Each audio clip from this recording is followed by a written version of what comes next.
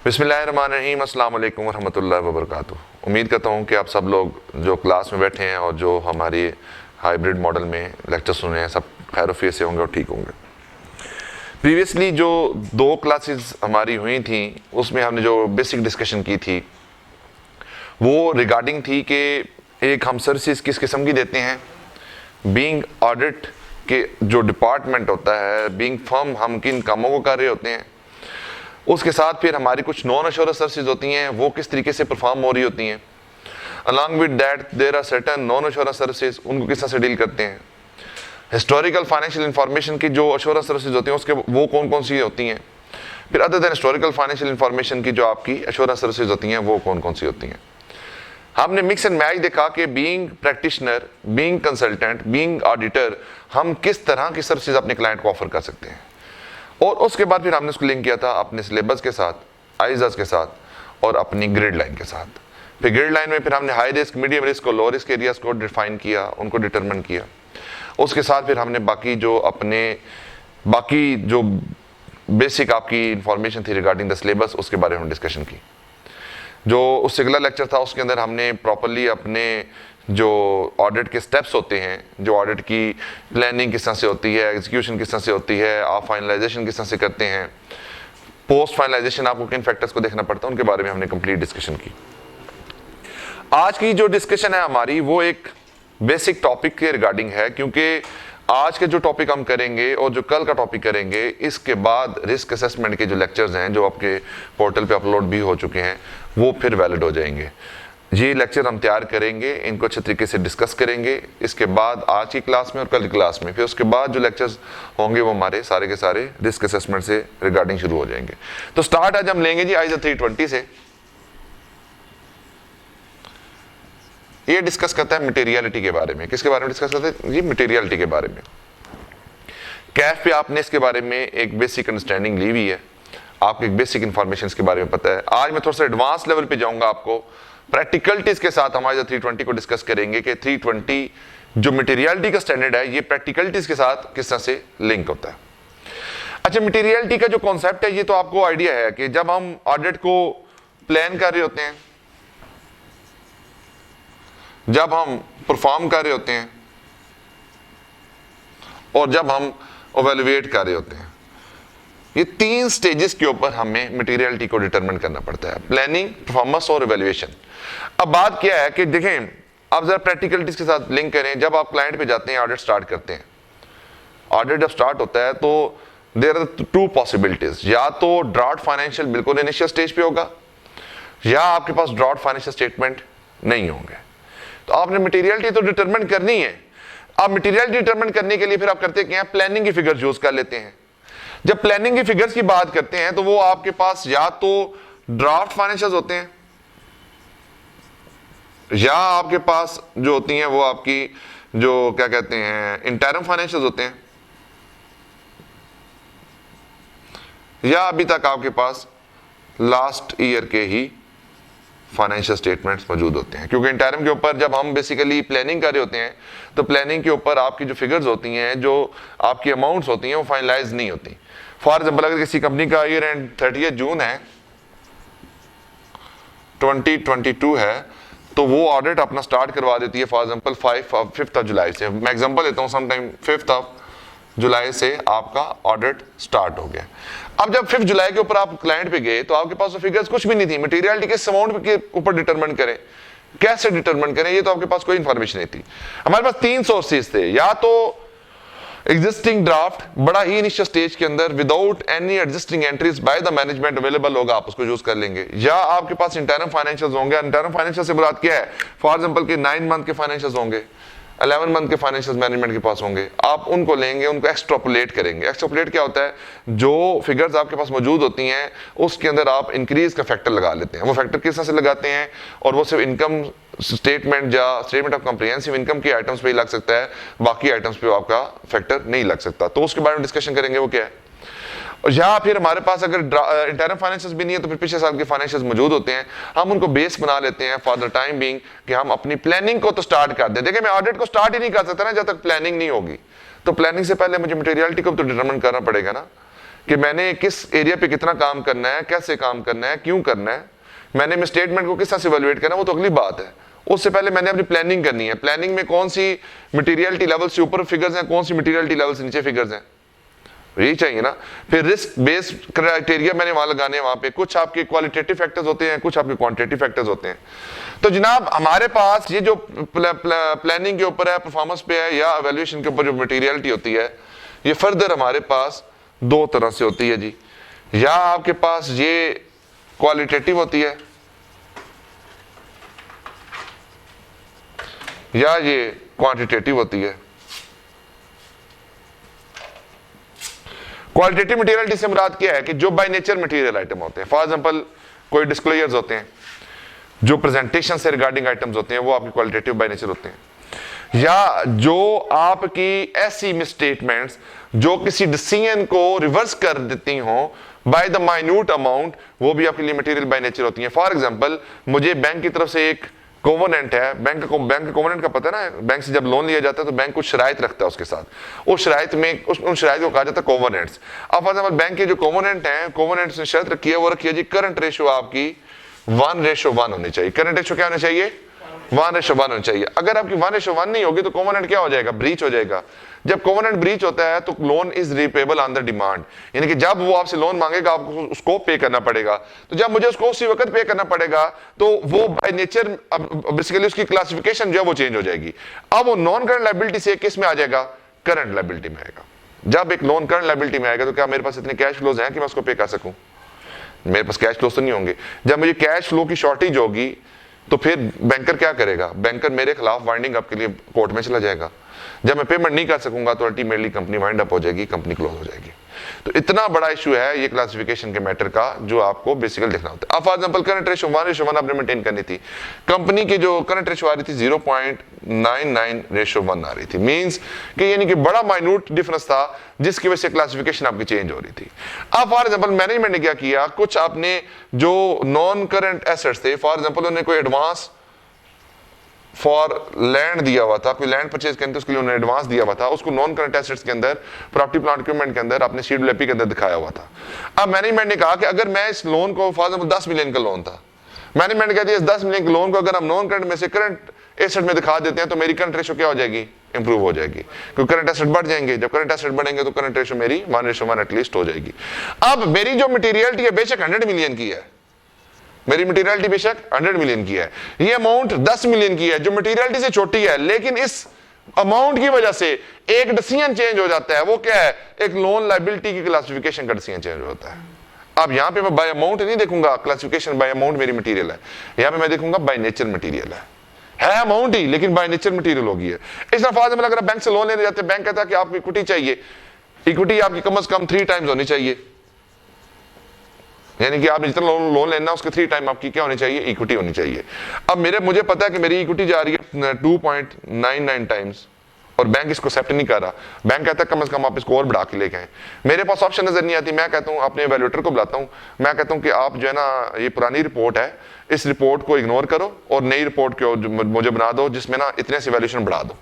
अब जो अपनी वैल्यूएशन बढ़ाएगा तो क्या होगा? मेरी जो रिवल्यूशन सरप्लस है वो सारे के सारे इक्विटी में जाके पार हो जाएगा। जब पार होगा तो मेरी इक्विटी बढ़ जाएगी। अब बेसिकली ये एक ऐसे फैक्टर के लिए मैंने काम करवाया है जिससे मेरा डिसीजन मेकिंग चेंज हो जाती है। अब ये बाय नेचर मटेरियल है, बाय अमाउंट मटेरियल नहीं है। अब इसकी एक और एग्जांपल देता हूं मैं आपको। फॉर एग्जांपल कि अगर एक मोबाइल फोन कंपनी है, मोबाइल फोन कंपनी का एक कार्ड आप लोड करते हैं। अब कार्ड लोड करने में, एक कार्ड लोड करने में फॉर 0.01 पैसा का जो है फर्क पड़ता है, यानी कि आप बेसिकली जो रेवेन्यू आप रिकॉर्ड करते हैं 1 रुपये का पूरा रिकॉर्ड करते हैं, लेकिन एक्चुअली रेवेन्यू रिकॉर्ड होना चाहिए 0.99 का। आपको 1 रुपये का रेवेन्यू पूरा रिकॉर्ड नहीं होना चाहिए। 1% कमीशन है वो फॉर एग्जांपल मैं कहता हूँ डिडक्ट हो जानी चाहिए। अब हुआ क्या? कंपनी ने फॉर एग्जांपल पूरा 1 रुपये का रेवेन्यू रिकॉर्ड कर लिया। आप कहते हैं यार क्या फर्क है 1% का? अब वो 1% हो सकता है पूरी की पूरी मटेरियलिटी की बैलेंस शीट को आपको चेंज कर दे। वो बाय नेचर मटेरियल है, आपको मटेरियलिटी को बाय नेचर देखना पड़ेगा वहां पे जाके। फिर दूसरी क्या है? Quantitative material.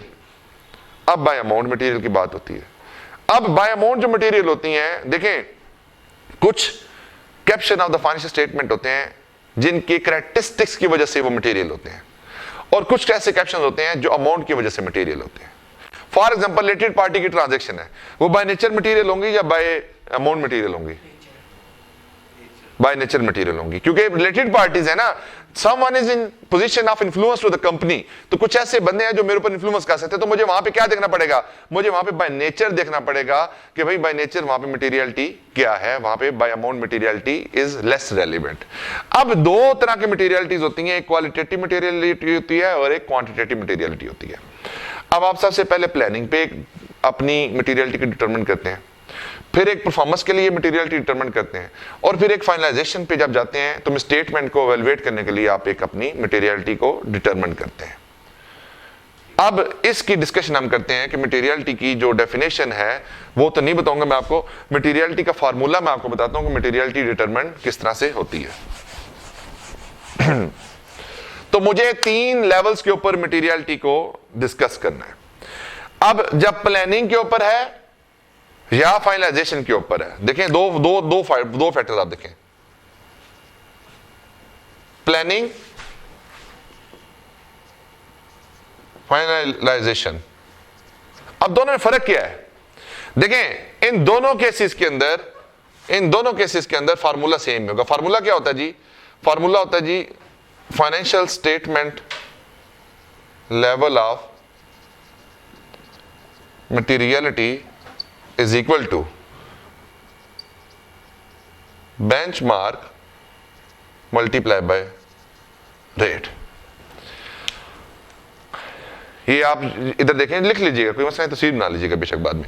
हमने कहा जी कि चाहे प्लानिंग लेवल पे आप मटेरियलिटी डिटरमिन करते हैं या फाइनलाइजेशन लेवल पे जाकर मटेरियलिटी डिटरमिन करते हैं, फार्मूला एक ही है, बेंचमार्क मल्टीप्लाई बाय रेट। अब सवाल आपके ज़हन में आना चाहिए, फिर मेरी प्लानिंग के ऊपर और फाइनलाइजेशन पे डिफरेंस क्यों हुआ? मैंने क्या कहा, जब आप प्लानिंग के ऊपर थे तो ड्राफ्ट फाइनेंशियल स्टेटमेंट थी आपके पास, या इंटरनल फाइनेंशियल स्टेटमेंट थे, या लास्ट ईयर के आपके पास ऑडिटेड अकाउंट्स थे। इनको बेस बनाया और आपने यहां फार्मूले के अंदर पंच कर दिया, उसकी बेस पे एक अमाउंट ऑफ मटेरियलिटी आपने डिटरमिन की। अब वो जो भी अमाउंट है, क्या ऑडिट की फाइनलाइजेशन पे वो आपके लिए रेलिवेंट है?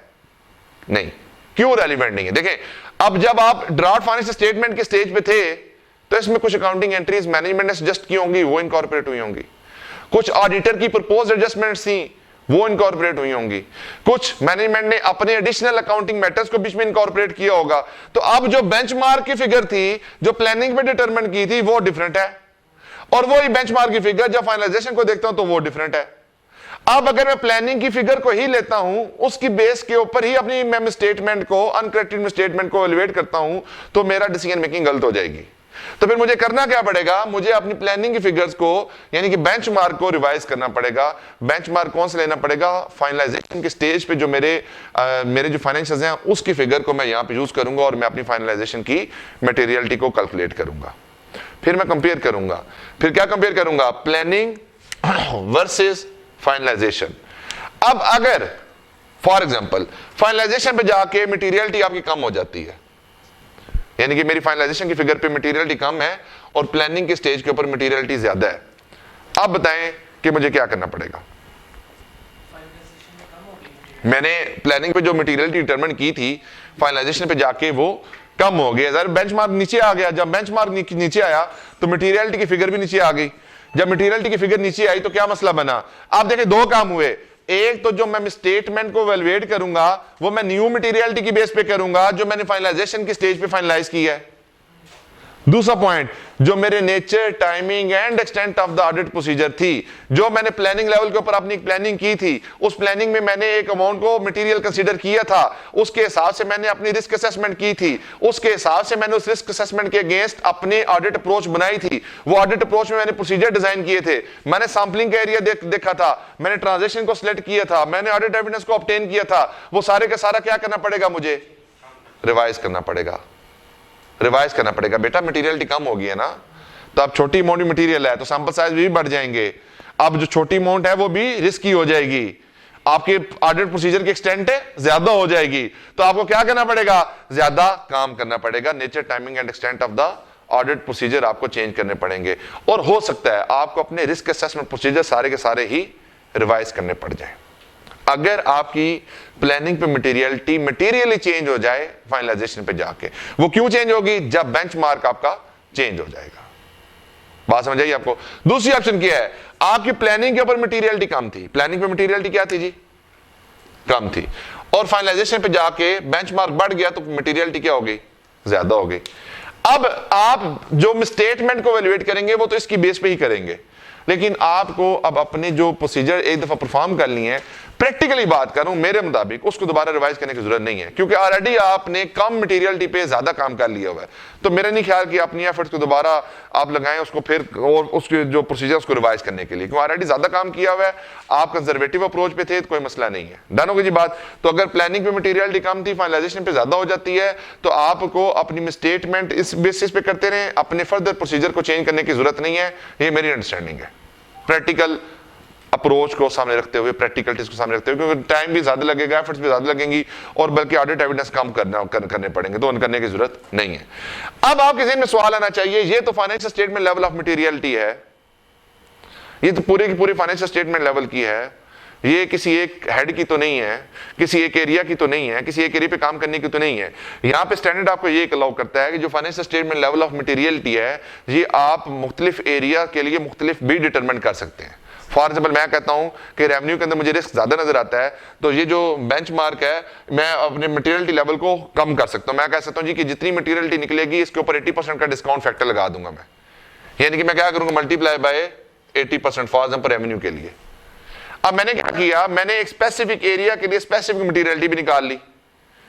अभी जाके आगे मैं स्टेट भी कहता हूं किस तरह से।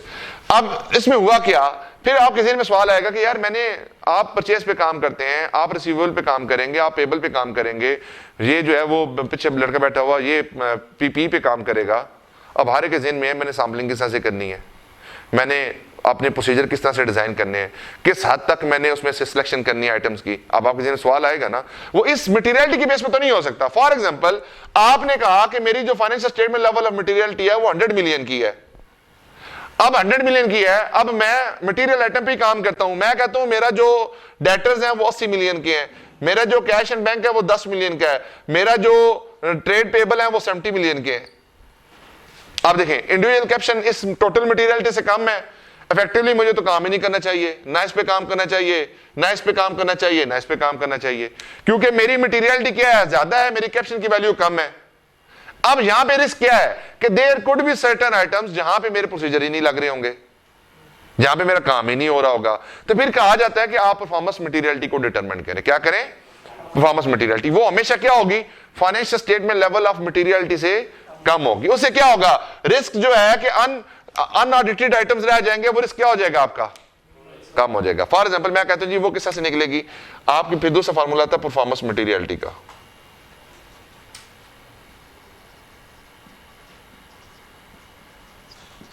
ये होता है जी एफएस लेवल, ये एफएस लेवल ऑफ मटेरियलिटी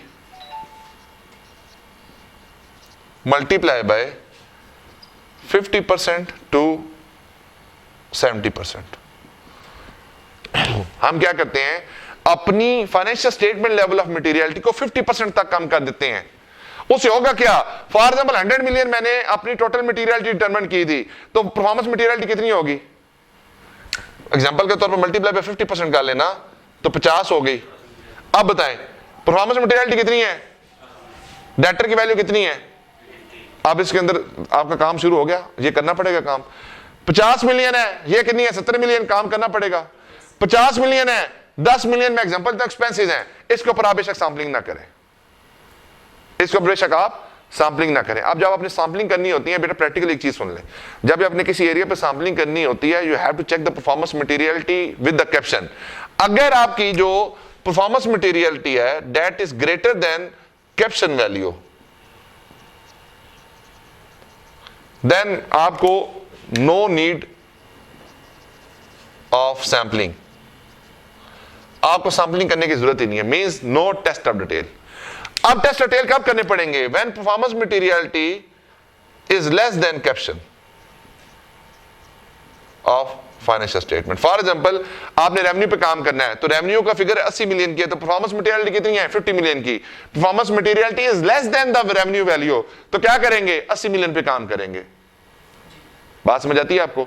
या फिर आप करेक्टरिस्टिक्स की बेस के ऊपर भी किसी एरिया में सैंपलिंग, यानी कि ये तो मैंने कहा ना, आप क्या करेंगे, आप सैंपलिंग नहीं करेंगे, आप इस केस में मिनिमम सैंपल साइज सेलेक्ट कर लेते हैं। क्या कर लेते हैं, minimum sample, 5 transaction 10 transaction judgemental है। लेकिन अगर आप परफॉर्मेंस मटेरियलिटी कम है और आपकी कैप्शन की वैल्यू ज्यादा है तो फिर आपको क्या करना पड़ता है, प्रॉपर टेस्ट और टेल लगाने पड़ते हैं, प्रॉपर आपको सारा काम करना पड़ता है। ये बात समझ आई आपको, क्लियर है? परफॉर्मेंस मटेरियलिटी का कॉन्सेप्ट क्लियर हुआ अब आपके ज़हन में? कहते हैं ना कि performance materiality is always set below than the value of the total materiality. तो वो क्यों बिलो होती है उसकी रीजन मैंने आपको बता दी है, किस तरह से डिटरमिनेट होती है वो मैंने आपको तरीका बता दिया। अब ये बुक में नहीं लिखा हुआ, इसके पैरामीटर इस तरह से नहीं बताए गए, ये सब आप समझने के लिए बता रहा हूं मैं आपको, ठीक है? तीसरे नंबर पे एक और फिर आएगी मटेरियलिटी। वो मटेरियलिटी क्या होगी जिसे कहते हैं ट्रांजैक्शन लेवल। क्या कहा जाता है जी? Transaction level. तो ट्रांजैक्शन लेवल के साथ निकालते हैं FS level multiply by 3% to 6%। आप जो एफएस लेवल ऑफ मटेरियलिटी है इसको 6% या 3% से मल्टीप्लाई कर लें, ये ट्रांजैक्शन लेवल के ऊपर है। फॉर एग्जांपल आपने कहा 80 मिलियन मेरा 50 मिलियन से ज्यादा है, मैं इसके ऊपर सैंपलिंग करूंगा। आपने 80 मिलियन पे सैंपलिंग की, उसमें आपने 10 का सैंपल साइज सिलेक्ट कर लिया। उस 10 के अंदर जो इंडिविजुअल सैंपल साइज को आपने कंपेयर करना है वो किसके साथ करना है? इसके साथ करना है। जब आपने सैंपलिंग करनी थी तो आपने परफॉर्मेंस लेवल ऑफ मटेरियलिटी को सिलेक्ट किया। जब आपने सैंपलिंग कर ली और सैंपलिंग यूनिट को सिलेक्ट कर लिया तो इंडिविजुअल यूनिट को आपने किससे कंपेयर करना है? ट्रांजैक्शन लेवल ऑफ मटेरियल से कंपेयर करना है। और नॉर्मली हम ये कह रहे होते हैं इससे जो छोटी अमाउंट होती है वो क्या होती है? क्लियरली ट्रिवल होती है। क्या होती है? क्लियरली ट्रिवल होती है। ये मैं प्रैक्टिकल आपको बात कर रहा हूं, बुकिश में थोड़ा सा कॉन्सेप्ट डिफरेंट भी हो सकता है, लेकिन प्रैक्टिकल ये होता है कि ट्रांजैक्शन लेवल से जो नीचे अमाउंट होती है उसको हम क्लियरली ट्रिवल करके इग्नोर कर देते हैं। ये बात समझ आ गई आपको? आप देखें सबसे पहले आपको, अब इसका मतलब क्या हुआ, financial statement level of materiality आपको क्यों यूज करनी पड़ती है? अपनी स्टेटमेंट को वैल्यूएट करने के लिए, ऑडिट ओपिनियन का इंपैक्ट बनाने के लिए। आपकी परफॉर्मेंस लेवल मटेरियलिटी क्यों यूज की जाती है? Nature, timing and extent of the further audit procedure design करने के लिए। ट्रांजैक्शन लेवल क्यों यूज की जाती है? To determine the individual sample size, individual sampling unit. उसको एक आइटम को टेस्ट करने के लिए आपको क्या करना पड़ता है? अपनी ट्रांजैक्शन लेवल ऑफ मटेरियलिटी को डिटरमिन करना पड़ता है। ये बात समझ आ गई आपको? So there are the 3 formulas: financial statement level of materiality, performance materiality and transaction level of materiality. अब अगला सवाल आपके ज़हन में आना चाहिए, सबसे इंपॉर्टेंट तो फिर financial statement level of materiality है। यहां पे 2 बातें हो रही हैं, बेंचमार्क है और रेट है। अब बेंचमार्क को किस तरह से डिटरमिन किया जाता है और रेट को किस तरह से डिटरमिन किया जाता है, इसके बारे में हम डिस्कशन कर लेते हैं। अब आ जाए जी जरा बेंचमार्क के ऊपर।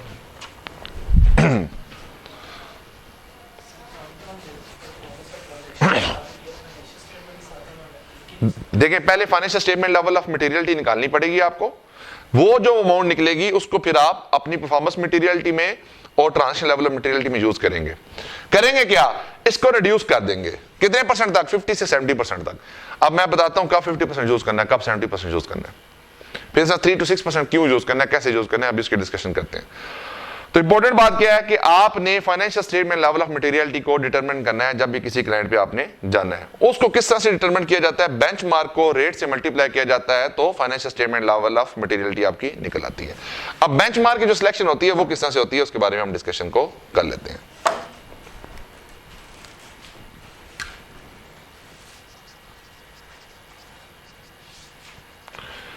अब देखें बेंचमार्क कोई भी caption of the financial statement हो सकती है। फॉर एग्जांपल अगर मैं बात करूं रेवेन्यू, आप मटेरियलिटी डिटरमिन करनी है रेवेन्यू की बेस पे भी कर सकते हैं, प्रॉफिट की बेस पे भी कर सकते हैं, टोटल एसेट की बेस पे भी कर सकते हैं, टोटल लायबिलिटीज की बेस पे भी कर सकते हैं, टोटल एक्सपेंसेस की बेस पे भी कर सकते हैं, टोटल एक्सपेंसेस की बेस पे भी कर सकते हैं।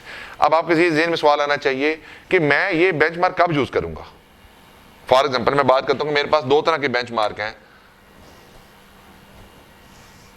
एक ग्रॉस है और एक नेट है। अगर मैं ग्रॉस की बात करूं यानी जिसमें से कोई अमाउंट माइनस नहीं हुई तो आपके टोटल रेवेन्यू,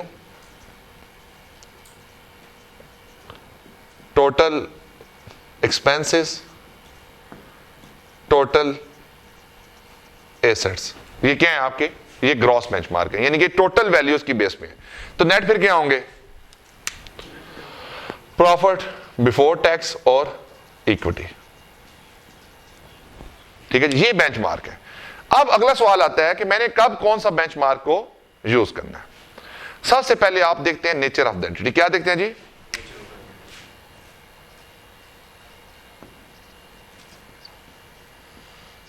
अब नेचर ऑफ एंटिटी में क्या प्रॉफिट ओरिएंटेड कंपनी है, क्या ट्रस्ट है, क्या बैंकिंग सेक्टर है, क्या आपका जो पेंशन फंड्स हैं, आपकी एंटिटी की नेचर क्या है। मैं एग्जांपल दूं, आपसे पूछता हूं, अगर मैं कहता हूं कि आपने डोनेशन देनी है किसी भी ट्रस्ट को, तो आपके जिन में क्या सवाल होगा सबसे पहले? आप वो क्यों, मतलब ऑब्जेक्टिविटी क्या है आपके जिन में, आपके जिन में सवाल क्या है? आपने डोनेशन देनी है, आपने फंड पैसे जमा कराने हैं, कुछ आपने ज़कात देनी है, आपके जिन में सवाल क्या है? पहला, किसी हकदार के पास जाए, किसी हकदार को जाके मिले। अब हकदार को किस तरह से मिलेगी? किसी सर्विसेज की या थ्रू एनजीओ की। और सर्विसेज क्या होती हैं? एक्सपेंस होते हैं। तो अब अगर आप किसी ट्रस्ट का ऑडिट करते हैं, किसी खैराती इदारे का ऑडिट करते हैं, तो उसका ऑब्जेक्टिव क्या है? एक्सपेंडिचर्स करना, किसके लिए? लोगों की फलाह बहबूद के लिए। क्या यहां पे मेरी नेट इनकम रेलिवेंट है? क्या यहां पे मेरे लिए प्रॉफिट उसका जो है वो नेट जो सरप्लस फंड है वो रेलिवेंट है? क्या टोटल एसेट्स रेलिवेंट हैं? तो फिर रेलिवेंट क्या हुआ? एक्सपेंसेस रेलिवेंट हुआ है। अब इस केस में मैं बेंचमार्क क्या सेट करूंगा? टोटल एक्सपेंसेस को। क्या करूंगा जी? टोटल एक्सपेंसेस को। तो अगर आपकी एनजीओज हैं, ओब्लिग एनपीओज हैं, तो इस केस में आपका बेंचमार्क क्या होगा जी? Total expenses. अब हम कहते हैं अगली बात आ जाए। अब एक फॉर एग्जाम्पल आपने एक कंपनी बना ली, आपका काम है चेहरे बनाना, टेबल बनाना, व्हाइट बोर्ड बनाना। अब आप क्यों बना रहे हैं ये कंपनी? प्रॉफिट अर्न करने के लिए। ऑब्जेक्टिविटी देखें, शिफ्ट क्या हुआ? डिसीजन मेकिंग आपकी पहले एक्सपेंडिचर की बेस पे थी, अब आपकी डिसीजन मेकिंग किस पे चली गई है? प्रॉफिटेबिलिटी की बेस पे। तो अगर बेस सिनेरियो हो, अगर नॉर्मल सर्कमस्टांसेस हो, तो अगर कंपनी प्रॉफिट ओरिएंटेड है तो ऑब्जेक्टिव क्या है?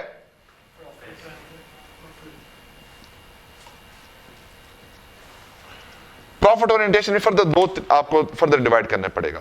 क्या आप एक बैंक है, ओब्लिग फाइनेंशियल इंस्टीट्यूशन है? क्या आप एक जो है क्या कहते हैं, ठीक है वो बल्कि आगे जाकर डिस्कशन होगी, ठीक है जी। अगर प्रॉफिट ओरिएंटेशन है तो ऑब्जेक्टिव क्या है जी? प्रॉफिट बिफोर टैक्स कमाना। डन होगी जी बात। अब एग्जांपल लें, आप किसी प्रोविडेंट फंड ट्रस्ट का ऑडिट कर रहे हैं, आप किसी पेंशन फंड का ऑडिट कर रहे हैं, वहां ऑब्जेक्टिव क्या होता है उस ट्रस्ट का? पेंशन फंड का ऑब्जेक्टिव क्या होता है? प्रोविडेंट फंड ट्रस्ट का ऑब्जेक्टिव क्या होता है? रिटर्न्स लेना, इन्वेस्टमेंट करना, इन्वेस्टमेंट के ऊपर रिटर्न आएगा। तो जो पैसा आया हुआ है उसको अच्छे तरीके से यूटिलाइज किया जाए। वो यूटिलाइज कहां पे करते हैं? उसको एसेट पर बाइंग करते हैं ना, उसके इन्वेस्टमेंट्स करते हैं। तो अगर मैं फंड की बात करूं तो फंड का ऑब्जेक्टिव क्या है? इन्वेस्टमेंट करना। तो फिर मेरे लिए रेलिवेंट क्या हो गया जी? क्या रेलिवेंट हो गया जी? टोटल एसेट्स हो गया ना, एसेट्स मेरे लिए रेलिवेंट है। एसेट बेस बढ़ानी है ना, मैंने जो पैसा आया उसको अच्छे तरीके से इन्वेस्ट करना है। अब मैंने पोर्टफोलियो बनाना है, मैंने लिस्टेड कंपनी के शेयर्स परचेज करने हैं, मैंने टीडीआर परचेज करने हैं, मैंने उसमें अदर इन्वेस्टमेंट्स करनी है। तो मेरा ऑब्जेक्टिव क्या है? फंड को अच्छे तरीके से यूटिलाइज किया जाए ताकि रिटर्न ऑफ द जो आगे पार्टिसिपेंट्स हैं वो बढ़ जाए। तो पार्टिसिपेंट के रिटर्न को बढ़ाने के लिए मुझे क्या करना पड़ेगा? ऑब्जेक्टिव अपनी इन्वेस्टमेंट को ठीक तरीके से यूटिलाइज करना पड़ेगा। अब फोकस कहां पे चला गया? अब इस सेट पे फोकस चला गया। अब देखें, मैंने क्या कहा जी कि ये मेरे पास बेंचमार्क है, total revenue, total expense, total assets, profit before tax और इक्विटी। मैंने कहा कि नेचर ऑफ एंटिटी मेरे इस डिसीजन को इंपैक्ट करती है कि मैंने कौन से बेंचमार्क को सिलेक्ट करना है। मैंने कहा जी कि अगर नॉन प्रॉफिट ऑर्गेनाइजेशन है तो टोटल एक्सपेंस पे फोकस होगा, अगर प्रॉफिट ओरिएंटेशन है तो प्रॉफिट बिफोर टैक्स पे होगा, अगर फंड है तो टोटल एसेट्स पे उसका फोकस होगा। अब बात ये आती है कि अगर कंपनी बनी ही आज हो तो फिर आप उस केस में क्या करेंगे? मैं एग्जांपल देता हूं। आप मेरा ऑब्जेक्टिव है प्रॉफिट ओरिएंटेशन करना, चेयरें बेचना, व्हाइट बोर्ड बेचना, रोस्टम बेचना। मैंने कंपनी बनाई ही आज है तो क्या मेरे पास प्रॉफिट होगा? ये तो इररिलेवेंट हो गया। अब देखिए इसके लिए फिर क्या होता है, एक होता है इंडस्ट्री लाइफ साइकिल। क्या होता है जी? या कंपनी लाइफ साइकिल क्या लें आप इसको?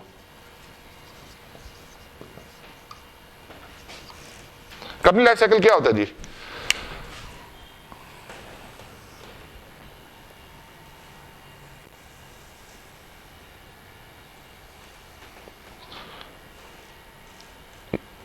अच्छा ये देखें, ये एक ग्राफ है, ये आपने एसपीएम जो बिजनेस मैनेजमेंट का सब्जेक्ट पुराना था उसमें भी आपने देखा होगा।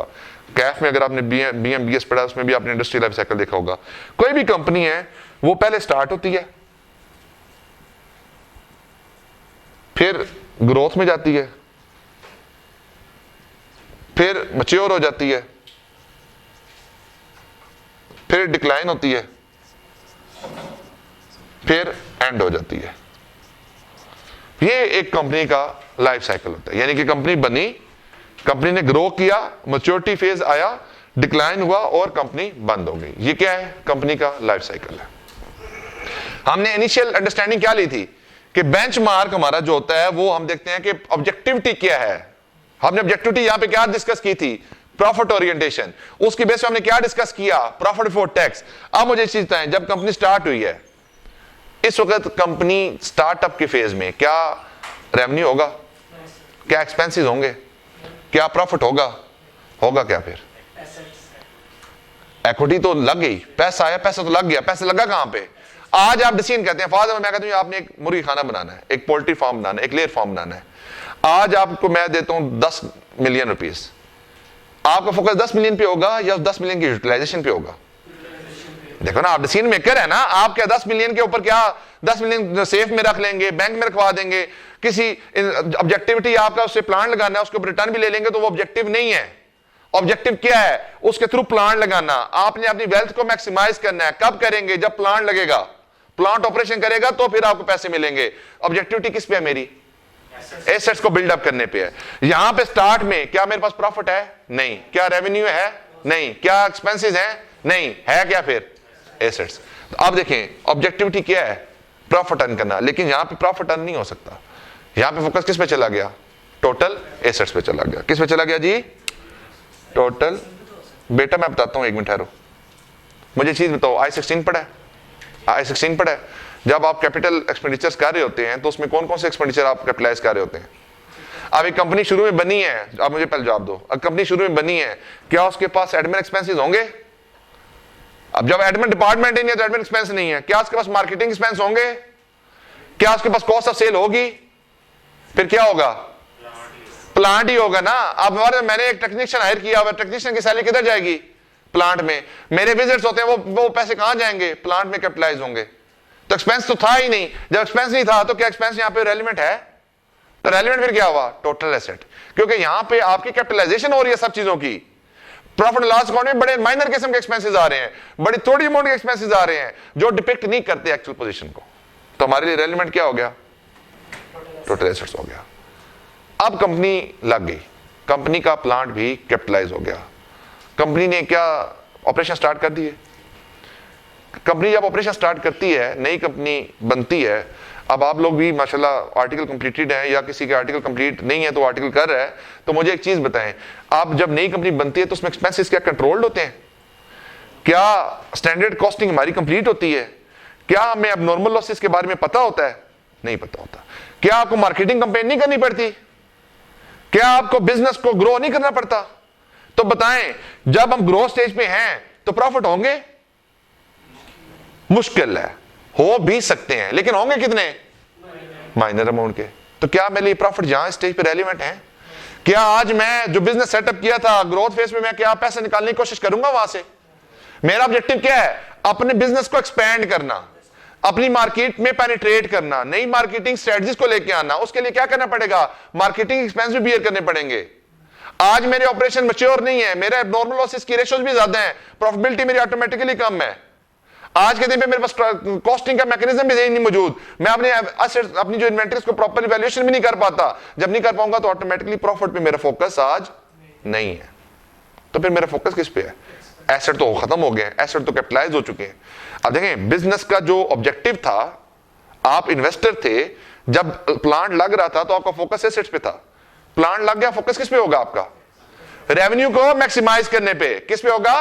रेवेन्यू को मैक्सिमाइज करने पे और अपनी इनएफिशिएंसीज को कम करने पे। अब रेवेन्यू को मेरा ऑब्जेक्टिव मेन क्या है? मार्केट पेनिट्रेशन की जाए। मैंने एक अपनी चेयरें बनाई है, मैंने सिर्फ यहां के लिए नहीं बनाई, मैंने इनको एक्सपोर्ट करने के लिए भी बनाया है, मैंने इनको कॉलेजों के अंदर भी बेचने के लिए बनाया है, मैंने हॉस्पिटल्स के अंदर बेचने के लिए बनाया है। अब मैं आज के दिन पे सिर्फ कॉलेजों को बेचता हूं, मैं आज के दिन पे हॉस्पिटलों को नहीं बेच रहा, आज के दिन पे यूनिवर्सिटियों को नहीं बेच रहा। तो मेरी मार्केट तो ये है ही नहीं। मेरी मार्केट को 4 फर्दर मार्केटें जिनको आज तक मैंने एक्सप्लोर नहीं किया, तो मैं क्या करूंगा? मैं अपनी मार्केटिंग एक्सपेंस करूंगा। मैं अपनी मार्केटिंग प्रोडक्ट की प्रमोशन करूंगा, मैं अपनी ग्रोथ करूंगा रेवेन्यू की, उसके लिए होगा क्या, मेरे एक्सपेंसेस ज्यादा होंगे, मेरी रेवेन्यू आहिस्ता आहिस्ता करके ग्रो अप करेगा। जब एक्सपेंसेस ज्यादा हैं तो प्रॉफिट यहां पे है ही नहीं या बड़ी थोड़ी अमाउंट का है, तो रेलेवेंट बेंचमार्क क्या हुआ बेटा, ब्रॉडनिंग द रेवेन्यू बेस ना, आपने रेवेन्यू बेस को ब्रॉड करना है ना, बढ़ाना है, तो बढ़ा रहे हैं आप। आज फोकस किस पे लगा हुआ, आपका रेवेन्यू की ग्रोथ पे लगा हुआ है। आपके एक्सपेंसेस की अंदर इनएफिशिएंसीज को भी मैनेज करना है, लेकिन एक्सपेंसेस की इनएफिशिएंसीज 5-10% मैटर करती हैं। रेवेन्यू की ग्रोथ 90% है। आज के दिन पे आप एक मार्केट में है, एक मार्केट आपको भी नहीं है, आपने 10 मार्केटों में जाना है। उस 10 मार्केटों में जाने के लिए आपको उस तरह की इन्वेस्टमेंट्स करनी पड़ेंगी, वो आपको प्रमोशन करनी पड़ेगी। बेटा मेरा एक्सपेंसेस फोकस नहीं है, फोकस हमारा नहीं है। फोकस क्या है, अभी रेवेन्यू एक्सपेक्टेड है ना कि हम मार्केट एक्सप्लोर करेंगे, एक्सपेंसेस करेंगे, फिर हमारे पास रेवेन्यू आएगा। बिल्कुल आएगा। अब देखें आज फोकस किस पे है, नहीं रेवेन्यू देखें, रेवेन्यू कुछ हद तक तो आ गया है। अब अगेन दो बातें हैं, अगर मेरा रेवेन्यू मैच्योर नहीं हुआ फिर तो रेवेन्यू मैं ले ही नहीं सकता। अगर रेवेन्यू मैच्योर किसी हद तक हो गया लेकिन उसको मैंने ग्रोथ फर्दर फैक्टर में लेके जाना है, तो फिर मेरा फोकस क्या है, रेवेन्यू। अदरवाइज किस पे होगा, टोटल एक्सपेंसेस पे होगा, अदरवाइज होगा। लेकिन फर्स्ट आप हमेशा ये ध्यान में रखनी बात, जब ग्रोथ में है तो अज्यूम किया जाता है कि इनएफिशिएंसीज को कवर अप किया जा रहा है, लेकिन फोकस किस पे है, रेवेन्यू पे है। तो ग्रोथ फेज में क्या होगा जी, फर्स्ट प्रायोरिटी पे टोटल रेवेन्यू। अभी इसके आगे एक और बड़ी अच्छी एग्जांपल आने लगी है, इसके साथ आगे 3 फैक्टर और लगने हैं, वो आगे जाकर बताता हूं आपको। तो यहां पे क्या हुआ जी, आपका टोटल रेवेन्यू।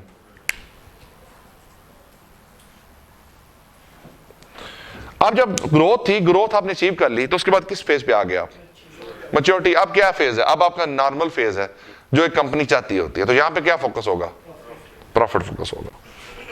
मैच्योरिटी पे क्या फोकस है जी, प्रॉफिट बिफोर टैक्स। अब मैच्योरिटी का फेज एक हद तक ही चलता है, उसके बाद क्या होता है, कंपनी डिक्लाइन फेज में चली जाती है। जाहिर बात है, वो आपने बीसीजी मैट्रिक्स भी पढ़ा होगा, पहले आपका प्रॉब्लम चाइल्ड होता है, फिर आपका शाइनिंग स्टार बनता है, फिर कैश क्रॉप बनती है, फिर उसके बाद आपका डॉग्स में आ जाता है। तो वो आपने बीसीजी मैट्रिक्स पढ़ा था, वो भी इसी के साथ लिंक्ड है।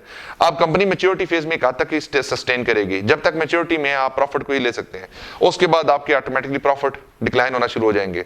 आपको अपने रेवेन्यू को मेंटेन रखना है, एक हद तक रेवेन्यू मेंटेन होगा ना, एक्सपेंसेस आपके फिर ज्यादा होना शुरू हो जाते हैं, कॉस्ट आपकी आउट ऑफ कंट्रोल हो जाती है, प्लांट आपका इनएफिशिएंट हो जाता है, तो प्रॉफिट तो आपके लिए रेलेवेंट नहीं रहा। तो फिर इस केस में या दो ऑप्शन हो सकती हैं, आप टोटल रेवेन्यू को भी ले सकते हैं, और या टोटल एक्सपेंसेस भी ले सकते हैं, या टोटल एसेट्स भी ले सकते हैं। लेकिन अगेन एक्सपेंसेस को लीस्ट प्रायोरिटी दी जाती है। एक्सपेंसेस को क्यों लीस्ट प्रायोरिटी दी जाती है, क्योंकि एक्सपेंसेस हमारा मेन प्राइम फोकस नहीं होता, हम मेंटेनेंस के लिए यूज कर रहे होते हैं उसको। तो यहां पे दो फोकस है डिक्लाइन पे, या आप टोटल एसेट्स को ले लें या आप टोटल रेवेन्यू को अपना बेंचमार्क ले लें।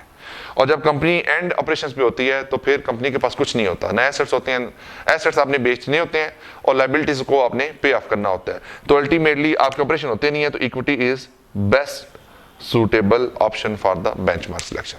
देखें, पहले नेचर ऑफ द एंटिटी थी, फिर कंपनी लाइफ साइकिल के साथ उसका लिंक बना। अब इससे आगे एक और पॉइंट आता है, उसे कहते हैं वॉलेटिलिटी। क्या कहा जाता है जी, वॉलेटिलिटी ऑफ द बेंचमार्क। तीसरे नंबर पे आता है जी volatility of benchmark. For example, एक कंपनी है, प्रॉफिट ओरिएंटेशन कंपनी है, मैच्योरिटी फेज में, ऑब्जेक्टिव क्या है, प्रॉफिट अर्न करना, कंपनी का प्रॉफिट ही नहीं है। अच्छा, फिर प्रॉफिट है, वोलेटाइल है। अब वोलेटिलिटी को किस तरह टेस्ट किया जाता है, आप क्या कहते हैं, आप पिछले 3 सालों का, फॉर एग्जांपल मैं कहता हूं 2019, 2020, 2021 और 2022, मैं 4 साल की फिगर्स अपनी लिख लेता हूं। मैं यहां पे हर बेंचमार्क को लिखूंगा। मैं यहां पे लिखूंगा total revenue, total assets, profit before tax और इक्विटी और एक्सपेंसेस। मैंने अपने सारे पिछले 4 साल की फिगर्स को यहां पे प्लॉट कर दिया। मैं क्या करूंगा, मैं यहां पे उनकी वोलेटिलिटी को टेस्ट करूंगा। वोलेटिलिटी को टेस्ट करने से मुराद क्या है, variation from 1 year to the other year. For example 2019 से 2020 में जब आए तो मेरा रेवेन्यू था, रेवेन्यू के अंदर ग्रोथ थी 30% की। 2021 में मेरी ग्रोथ नेगेटिव 10% हो गई। 2022 के अंदर मेरी ग्रोथ 50% हो गई। तो रेवेन्यू का पैटर्न मुझे समझ नहीं आ रहा।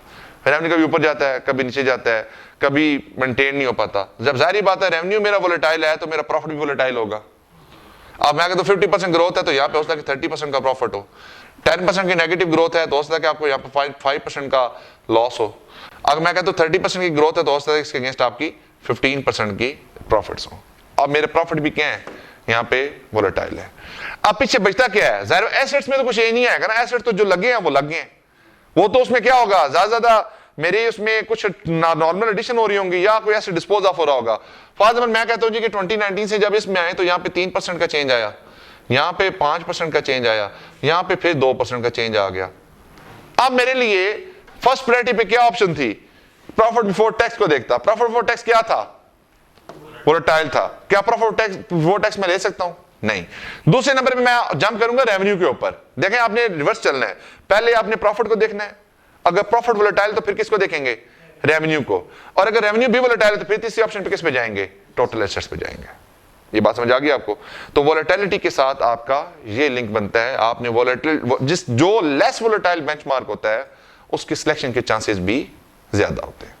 वोलेटाइल मींस आपकी variations from one year to the another year, variations में क्या चेंज।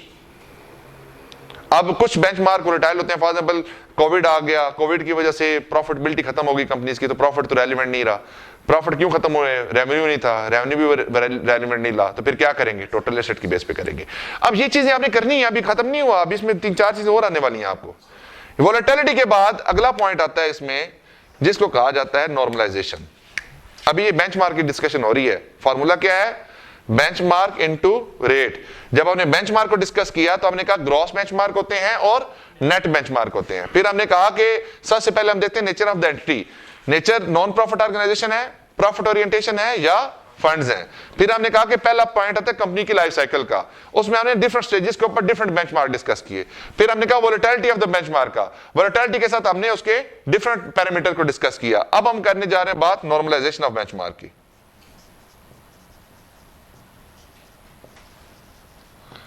नॉर्मलाइजेशन में बेटा दो तरह के इवेंट होते हैं। कितने तरह के इवेंट होते हैं, दो तरह के। एक होते हैं रिकरिंग, एक होते हैं नॉन रिकरिंग। एक होता है रिकरिंग और एक होता है नॉन रिकरिंग। अब ये वो इवेंट्स होते हैं जिनकी वजह से कंपनी के बेंचमार्क में चेंज आता है।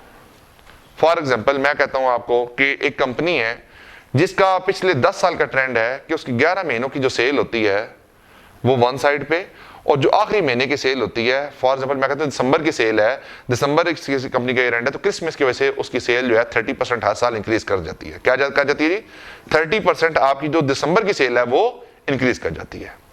अब आप फॉर एग्जांपल 11 मंथ के ऑडिट पे चले गए। अब मैं एग्जांपल देता हूं, मैं एक कंपनी का ऑडिट कर रहा हूं और मैं ईयर एंड से पहले उसके चला गया हूं कि बाकी कंफर्मेशंस के काम मैं कर लूं, हार्ड क्लोज कर लूं, कोई रिमेनिंग पैरामीटर जो है वो कंप्लीट कर लूं। तो मैंने नवंबर के अंदर गया, नवंबर के अंदर जाके मैंने कहा जी मुझे ना आप नवंबर का रेवेन्यू दे दे। नवंबर का रेवेन्यू था 100 मिलियन का। मैंने कहा जी नवंबर तक मेरे कितने महीने गुजरे हैं, 11 महीने, इनटू कर दो 12, तो क्या हो गया, एक महीने का रेवेन्यू मेरे 12 महीनों का रेवेन्यू आ जाएगा। अब मैंने कहा जी एक ऑप्शन ये है, क्या वैल्यू आती है जी, 100 divide bye 12 divide by 11 multiply bye 12।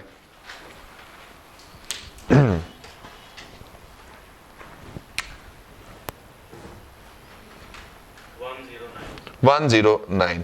क्या ये 109 रेलिवेंट है जी? उस केस में तो इररिलेवेंट है। जब मैंने कहा है कि मेरा 12वें महीने का 30% रेवेन्यू इंक्रीज किया जाता है, मैंने अभी क्या कहा था, इधर लेके आओ यार बेटा, मैंने कहा था कि हमारे पास 3 ऑप्शंस होती हैं, या ड्राफ्ट फाइनेंशियल स्टेटमेंट अवेलेबल होते हैं, या इंटरम फाइनेंशियल्स अवेलेबल होते हैं, या हमारे पास लास्ट ईयर के फाइनेंशियल्स अवेलेबल होते हैं। हमने इनको यूज करना होता है प्लानिंग के ऊपर अपनी मटेरियलिटी को डिटरमिन करने के लिए। मैं कहता हूं आपने इंटरम फाइनेंशियल्स को यूज कर लिया। अब इंटरम के जब फाइनेंशियल्स आपने यूज किए तो आपके तो वो 9 मंथ के फाइनेंशियल्स होंगे या आपके पास वो 11 मंथ के फाइनेंशियल्स होंगे। तो पहले तो आपको रोसअप करें उसको, आप एक्स्ट्रापुलेट करें उसको।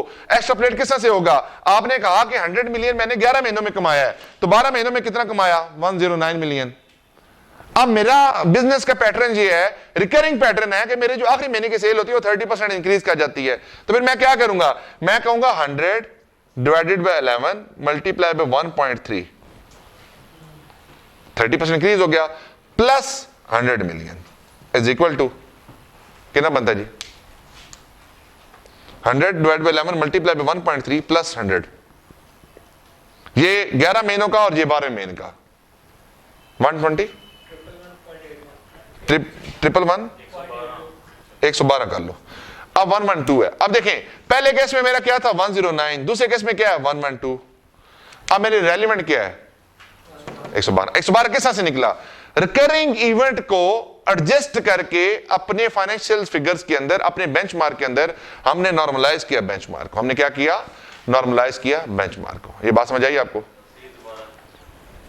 बेटा मैं क्रिसमस हर साल आता है और उसमें दिसंबर की सेल कंपनी की 30% इंक्रीज कर जाती है। आप हार्ड क्लोज करने के लिए चले गए, आपने कहा ईयर एंड से पहले आपने अपना काम कंप्लीट करना था। या मैं एग्जांपल दूं, ईयर एंड हो चुका था, ईयर एंड के ऊपर कंपनी की फिगर्स फाइनल नहीं थी अभी तक, उन्होंने अपने अकाउंट्स क्लोज नहीं किए थे, अभी अपने मॉड्यूल्स को क्लोज नहीं किया था, आपके पास फाइनेंशियल फिगर्स नहीं है ईयर एंड की, तो आपके पास कौन सी फिगर अवेलेबल होंगी? ड्राफ्ट, पिछले ड्राफ्ट नहीं, इंटरम फिगर्स आपके पास अवेलेबल थी। अब इंटरम फिगर्स के अंदर जो रेवेन्यू आ रहा था वो कितने महीनों का था? 11 महीनों का। आपने क्या किया? 100 को 11 पे डिवाइड किया और मल्टीप्लाई बाय 12 कर दिया, तो उससे आंसर क्या आया? 109। क्या ये 109 रेलिवेंट है मटेरियलिटी के लिए? अब तो मैंने सिंपल क्या कर दिया है, मैंने 11 महीनों के रेवेन्यू को 12 महीनों पे एक्सट्रापोलेट कर दिया, सिंपल। ये रेलिवेंट नहीं है। हमारा ग्रोथ का पैटर्न क्या है कि जो मेरी 12वें महीने की सेल होती है वो हमेशा 30% ज्यादा होती है। तो मैंने क्या किया, 100 को 11 पे डिवाइड किया, एक महीने की सेल निकल आई, उसको मल्टीप्लाई पे 1.3 किया, तो क्या निकल आई? 30% ग्रोथ के साथ सेल निकल आई, प्लस कर दिया 11 महीनों की सेल, तो वो क्या बना? 112 मिलियन निकल आया। अब 112 मिलियन क्या है? नॉर्मलाइज्ड बेंचमार्क है विद रिकरिंग इवेंट्स। आप समझ आया बात? किसी का कोई सवाल है तो पूछ ले जी। क्लियर है जी? अब इसके और एग्जांपल लें। अब ये नॉर्मली जो डन इवेंट्स होते हैं हिस्टोरिकल डाटा की बेस पे, अब वहां से अपने रिकरिंग की ट्रांजैक्शंस को निकालते हैं, उसकी बेस के ऊपर आप अपने जो क्या कहते हैं बेंचमार्क होते हैं उसको नॉर्मलाइज कर लेते हैं। दूसरे होते हैं नॉन रिकरिंग इवेंट्स। इसकी एग्जांपल मैं बता दूं आपको। फॉर एग्जांपल कंपनी ने इस साल अपने बुक्स में इंपेयरमेंट चार्ज की है, अब उस इंपेयरमेंट से कंपनी का प्रॉफिट एकदम लॉस में कन्वर्ट हो गया।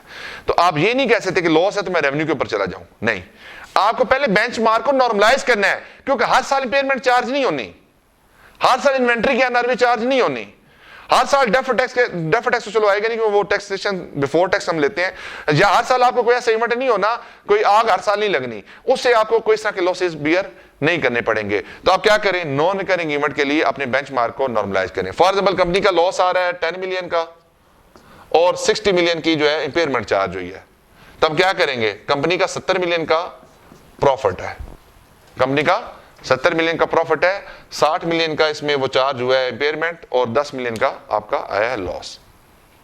समझ आइए बात आपको? नहीं ना बेटा, देखिए ना, 10 मिलियन का लॉस है और 60 मिलियन का इंपेयरमेंट आई है, तो पहले उसने 10 मिलियन का लॉस किस तरह से आया होगा? 70 मिलियन का प्रॉफिट था तो मेरा 10 मिलियन का लॉस आया ना, नहीं 50 मिलियन होगा, 50 मिलियन, चलो 50 मिलियन का लो जी, सॉरी 50 मिलियन एग्जांपल ले लें। अब 50 मिलियन का मेरा क्या है? प्रॉफिट है। समझ गया बात को? 60 मिलियन की इंपेयरमेंट चार्ज हुई है, इंपेयरमेंट हर साल नहीं आनी, ये इंपेयरमेंट जब हर साल नहीं आनी तो ये नॉन रिकरिंग इवेंट है। जो नॉन रिकरिंग इवेंट है तो उससे मैं क्या करता हूं? बेंचमार्क को नॉर्मलाइज करता हूं। हम क्या करते हैं? बेंचमार्क को नॉर्मलाइज करते हैं। ये बात समझ आ गई आपको? या फॉर एग्जांपल एकदम स्टॉक एक्सचेंज क्रैश कर गई है, अब आपको ये ट्रेंड नजर आ रहा है कि 20% मार्केट क्रैश कर जाएगी, आपकी एक मेजर पोर्टफोलियो इन्वेस्टमेंट्स का स्टॉक एक्सचेंज की, तो आप कहते हैं कि मुझे इतना लॉस बियर करना पड़ेगा, तो जितना प्रॉफिट आएगा आप उसको उतने से रिड्यूस कर लेंगे, या जो भी आपके पास एक वैल्यू आज के दिन पे मौजूद है उसको आप रिड्यूस वैल्यू के बेसिस के ऊपर कंप्लीट कर लेंगे। सर यहाँ पे मतलब ये कंसेप्ट है, हमारा बेंचमार्क है प्रॉफिट, इस साल हमारे लॉस आ गया ड्यू टू द इंपेयरमेंट, और वो इंपेयरमेंट की वजह से, बिल्कुल इंपेयरमेंट क्योंकि नॉन रिकरिंग है हमेशा नहीं आएगा, आप रिवर्सल करेंगे। बेंचमार्क हमारा प्रॉफिट ही है इसलिए उसको नॉर्मलाइज करें। बिल्कुल सही है, बिल्कुल सही है, बिल्कुल सही है जी। डन हो गया जी। अब रिकरिंग इवेंट्स के लिए और नॉन रिकरिंग इवेंट्स के लिए आपके बेंचमार्क भी क्या हो जाते हैं? नॉर्मलाइज हो जाते हैं। इससे आगे भी एक दो डिस्कशन है, मेरा ख्याल है यहाँ से इससे ज्यादा पेपर में टेस्ट भी नहीं होगा ना, नॉर्मली होता है ये भी मैक्सिमम, बुक में कोई ऐसी इस तरह की बात नहीं है। इसके अलावा प्रैक्टिकल एक्सपोजर है इसके अंदर, फिर आगे जब ग्रुप के लेवल पे जाना है तो उसमें क्या चेंजेस आएंगी, किस तरीके से उसको मेजर करेंगे, तो वो जब हम ग्रुप की बात करेंगे तो उसके बाद हम उसमें इसको डिस्कस करेंगे। लेकिन बेंचमार्क की डिस्कशन को यहीं पे आप यहाँ तक ही रिस्ट्रिक्टेड रखें। दानों की बात, ये वहां पे जाएंगे, वहां पे एक लाइन लिखी हुई है, इंडस्ट्री लाइफ साइकिल के साथ इंपैक्ट चेक करेंगे, वोलेटिलिटी को चेक करेंगे, नॉर्मलाइजेशन को चेक करेंगे, वहां पे एक्सप्लेनेशन नहीं है। इवन एक्सप्लेनेटरी पैराग्राफ के अंदर भी एक्सप्लेनेशन मौजूद नहीं है। ये जो टोटल मैंने बातें यहाँ पे की हैं, ये टोटल आपकी जो ऑडिट मेथोडोलॉजीज हैं, जो इंटरनेशनल लेवल की प्रैक्टिसेस हैं, या जो प्रैक्टिस के अंदर एक चीज डेवलप हुई होती है, उसकी बेस के ऊपर मैंने आपको ये चीजें बता दी हैं जी। दानों की जी बात, अभी हमारी डिस्कशन कंप्लीट हो चुकी है जी बेंचमार्क के ऊपर। बेंचमार्क के रिगार्डिंग हमने काफी सारी चीजों को डिस्कस कर लिया। अब दूसरी बात आती है रेट की। रेट क्या लगाना है आपने अपनी मटेरियलिटी को डिटरमिन करने के लिए, तो रेट की डिस्कशन करते हैं जी। रेट के लिए यहीं पे कर लेते हैं ताकि एक ही जगह पे हमारी सारी इंफॉर्मेशन गैदर्ड हो जी। जब रेट की बात की जाती है तो रेट दो तरह के होते हैं। अब यहां पे जो मैं फिगर बताऊंगा ना, एक रेट की परसेंटेज बताऊंगा, वो एक स्टैंडर्ड फिगर है। इससे कम भी हो सकता है, इससे ज्यादा भी हो सकता है। वो कम और ज्यादा क्यों होगा और कैसे होगा उसकी भी डिस्कशन हम कर लेते हैं, कोई पता नहीं पेपर में टेस्ट हो जाए। कॉन्सेप्चुअली बुक में नहीं अवेलेबल, बताने की हद तक मैं आपको बताता हूं। रेट में बेटा दो ऑप्शन होती हैं, आपका नेट बेंचमार्क है या आपका ग्रॉस बेंचमार्क है। फिर आपकी कंपनी लिस्टेड है या कंपनी अनलिस्टेड है। ग्रॉस में भी कंपनी लिस्टेड है या अनलिस्टेड है। अब देखें, अगर बेंचमार्क है, रेट है, अगर आपका बेंचमार्क नेट है तो इसको मल्टीप्लाई आप करेंगे 5% के साथ, इसको मल्टीप्लाई करेंगे 5% के साथ। और ग्रॉस बेंचमार्क है तो इसको मल्टीप्लाई करेंगे 1% के साथ। ये मैंने आपको स्टैंडर्ड बात की है, ये मैंने आपको स्टैंडर्ड बात की है। अगर रेट लेना है, अगर आप प्रॉफिट के ऊपर रेट लेंगे तो कितने परसेंट लेंगे? 5%। इक्विटी पे रेट लेंगे तो कितना लेंगे? 5%। आप रेवेन्यू पे रेट लेंगे तो कितना लेंगे? 1%। एक्सपेंसेस पे कितना लेंगे? 1%। आप टोटल एसेट्स पे कितना लेंगे? 1%। ये एक स्टैंडर्ड है जो स्टैंडर्ड ने बता दिया है। अब स्टैंडर्ड कहता है हायर या लोअर परसेंटेज। अगर कंपनी लिस्टेड है, हायर रेट होगा, लोअर रेट होगा। अगर कंपनी लिस्टेड है, कंपनी लिस्टेड है तो मेरा रिस्क ज्यादा है, मटेरियलिटी कम होगी तो रिस्क बढ़ेगा ना, तो क्या होगा? अगर लिस्टेड है तो मेरा लो रेट फर्दर लो कर दें, और अगर अनलिस्टेड है तो हाई कर दें। अब लो कितना करें? 3% कर दें। हाई कितना करें? 10% कर दें। यहां पे देखें, यहां पे ग्रॉस कितना है? 1%। लिस्टेड है तो लो कितना करें? 0.5%। हाई कितना करें? 3%। मैं बेटा ये प्रैक्टिस की बात कर रहा हूं, डिफरेंट परसेप्शंस हैं, डिफरेंट प्रोफेशनल जजमेंट्स हैं। यहां पे टोटल प्रोफेशनल जजमेंट लगेगी। ये बात समझ आई? अब एक और फैक्टर इसके साथ लिंक हुआ, अगर कंपनी गेयरिंग है, अगर फाइनेंसिंग ली हुई है, अब फर्दर क्या होगा? अब देखें, मैंने अब देखें आपके दो ऑप्शन है, हायर रेट भी ले सकते हैं, लोअर रेट भी ले सकते हैं। पहली ऑप्शन हमने की डिस्कस लिस्टेड और अनलिस्टेड की। अब हमने बात की गेयरिंग की। अब लिस्टेड अनलिस्टेड को इग्नोर कर देना। अब आपने सोचना है गेयरिंग कंपनी है या नॉन गेयरिंग है। अगर गेयरिंग कंपनी होगी तो क्या होगा? लो, जारी बात है, बैंकर्स इन्वॉल्व हो गए ना, रिस्क आ गया तो लो होगी मटेरियलिटी। अगर आपकी गेयरिंग कंपनी नहीं है तो क्या हो जाएगी? मटेरियलिटी लेवल बढ़ जाएगा। गेयरिंग बेटा फाइनेंसिंग ली हुई है कंपनी ने या नहीं ली हुई, लोन लिया हुआ या नहीं लिया हुआ। अगर लोन लिया हुआ है तो बैंकर्स इन्वॉल्व हो गए, बैंकर इन्वॉल्व हो गए तो मटेरियलिटी लेवल नीचे आ गया। अगर बैंकर इन्वॉल्व नहीं है तो आप ज्यादा मटेरियलिटी का रेट भी यूज कर सकते हैं। अब अगर कंपनी लिस्टेड है तो फिर क्या करेंगे? लो रेट यूज करेंगे। अगर कंपनी लिस्टेड है और कंपनी ने जो लोन नहीं लिया हुआ, फिर क्या मैं हायर परसेंटेज पे जा सकता हूं? मैक्सिमम तो परसेंटेज वही है ना। तो आप क्या करेंगे? फिर आप इसके लिए एक पूरी चेकलिस्ट बनाएंगे। वो चेकलिस्ट क्या बनेगी? यहां बना लेते हैं वो। आप फिर हर फैक्टर के लिए हायर और लो रेट को यूज करेंगे।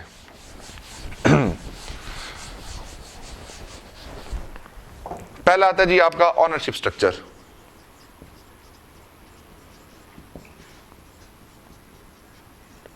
दूसरे नंबर पे आता है जी फाइनेंसिंग। तीसरे नंबर पे आता है जी आपका क्या कहते हैं, इकोनॉमिक कंडीशंस।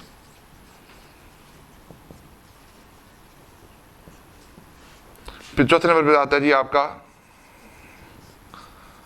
Company growth. ये 3-4 फैक्टर आप ध्यान में रखें।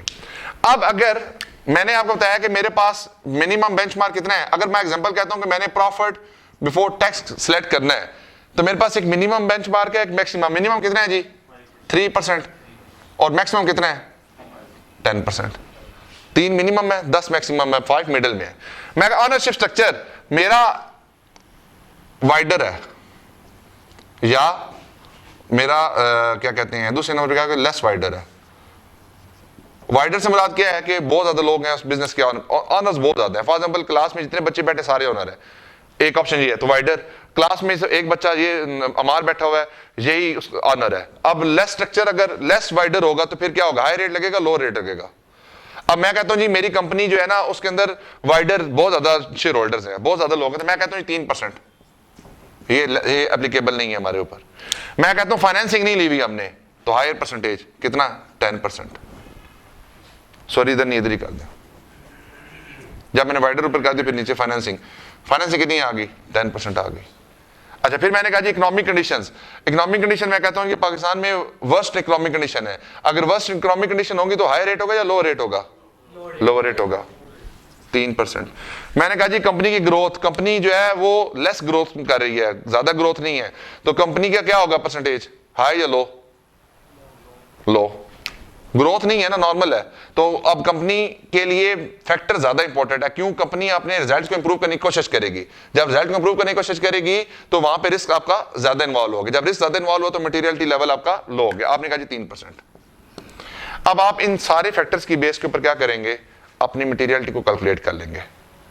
फॉर मैं कहता हूं बेंचमार्क मेरा है जी 100 मिलियन का, multiply by 100 million, multiply by 100 million, multiply by 100 million. क्या बनता है जी इसमें 3 मिलियन, 10 मिलियन, फिर 3 मिलियन, फिर 3 मिलियन। कितना बना टोटल जी 19 मिलियन। डिवाइड कर दें इसको 1 2 3 4, कितना बनता है जी,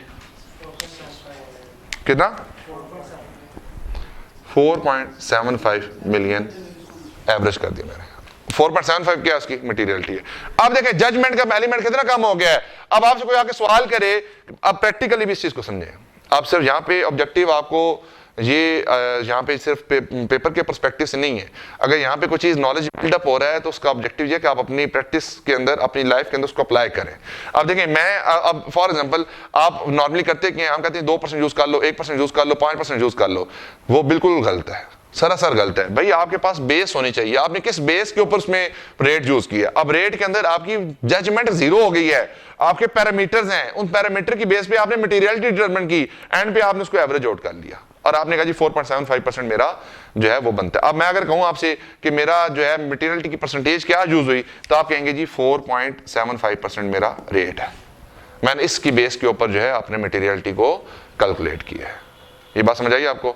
अब इसमें अगर लिस्टेड होती है तो फर्दर पॉइंट आ जाते हैं, अनलिस्टेड होती है तो और पॉइंट आ जाते हैं, मिनिमम मैक्सिमम। फिर आपने फैक्टर्स को सामने रखना है, उसकी बेस के ऊपर अपनी मटेरियलिटी को डिटरमाइन कर लेना है। ये होगी जनाब आपकी रेट की डिस्कशन। रेट में किसी का सवाल जी, कोई क्वेश्चन, कोई पॉइंट नहीं है जी? क्योंकि ये बेसिकली मैं इस क्लास पे फोकस इसलिए कर सकते हैं, बिल्कुल कर सकते हैं। आप रेट को कर लें, आंसर सेम आएगा। करते हैं हम राउंड रेट को ही है, लेकिन समझाने के लिए मैंने कहा आपको समझ नहीं आएगी तो फिर मैं रेट को एवरेज आउट कर दूंगा तो आप भूल जाएंगे, तो इसलिए मैंने फिर उसको कैलकुलेट करके कर दिया। अच्छा अब बेसिकली इस क्लास पे थोड़ा सा ये 320 पे ज़्यादा टाइम मैं लगाता नहीं हूँ। मैं ऑब्जेक्टिव क्या है, क्योंकि मैंने कुछ लेक्चर इस दफा देने रिकॉर्डिंग में, तो मेरे पास एक टाइम मिल गया। जब टाइम इस तरह का होता है तो फिर मैं कहता हूँ कि आपको जो है ना नॉलेज बिल्डिंग ऐसी कर दी जाए, बेस इतनी अच्छी बन जाए, जो पहले 8 से 10 लेक्चर्स हैं ये आपकी पूरे ऑडिट की बेस बनाएंगे। आप ये 10 लेक्चर्स में अपनी बेस को क्लियर कर लेंगे। जब बेस क्लियर होती है, ऊपर बॉडी इस तरह से कंस्ट्रक्ट होती है, बिल्डिंग इस तरह से कंस्ट्रक्ट होती चली जाती है, टाइम भी नहीं लगता। ये एरियाज आपने फिक्स करने हैं आपने, ये रिस्क असेसमेंट और ऑडिट की जो पहले अंडरस्टैंडिंग के लेक्चर्स हैं, वो जो 2 लेक्चर्स अपलोड हुए हैं वो लाजमी आप लोगों ने सुनने हैं। सिलेबस की समझ आएगी, सर्विसेज की समझ आएगी, किस तरह की सर्विसेज देते हैं, क्यों देते हैं, उसकी समझ आएगी। फिर आपको मटेरियलिटी के बारे में अंडरस्टैंडिंग हुई, फिर इसके बाद रिस्क असेसमेंट है, फिर फ्रॉड इंस्पेक्टर है, फिर एविडेंस है। पहले बेस बनेगी, जब बेस बन जाएगी फिर रिपोर्ट वाले एरियाज आएंगे, फिर उसके ऊपर स्पेशल आपकी अदर कंसिडरेशन आएंगी, फिर उसके ऊपर नॉन इंश्योरेंस सर्विसेज आएंगी, तो फिर आपके लिए मुश्किल नहीं होगा इसको मैनेज करना। ले जी, रेट की डिस्कशन को यहाँ पे हम करते हैं कंक्लूड। तो इससे हमारी financial statement level of materiality which is benchmark multiply by rate, ये हमारा कंक्लूड हो गया। यहाँ पे किसी का कोई सवाल है जी financial statement level of materiality को डिटरमाइन करने के लिए, तो कर सकता है। दूसरे नंबर पे आता है परफॉर्मेंस मटेरियलिटी। दूसरे नंबर पे क्या आता है? Performance materiality. अब ये किस तरह से निकली?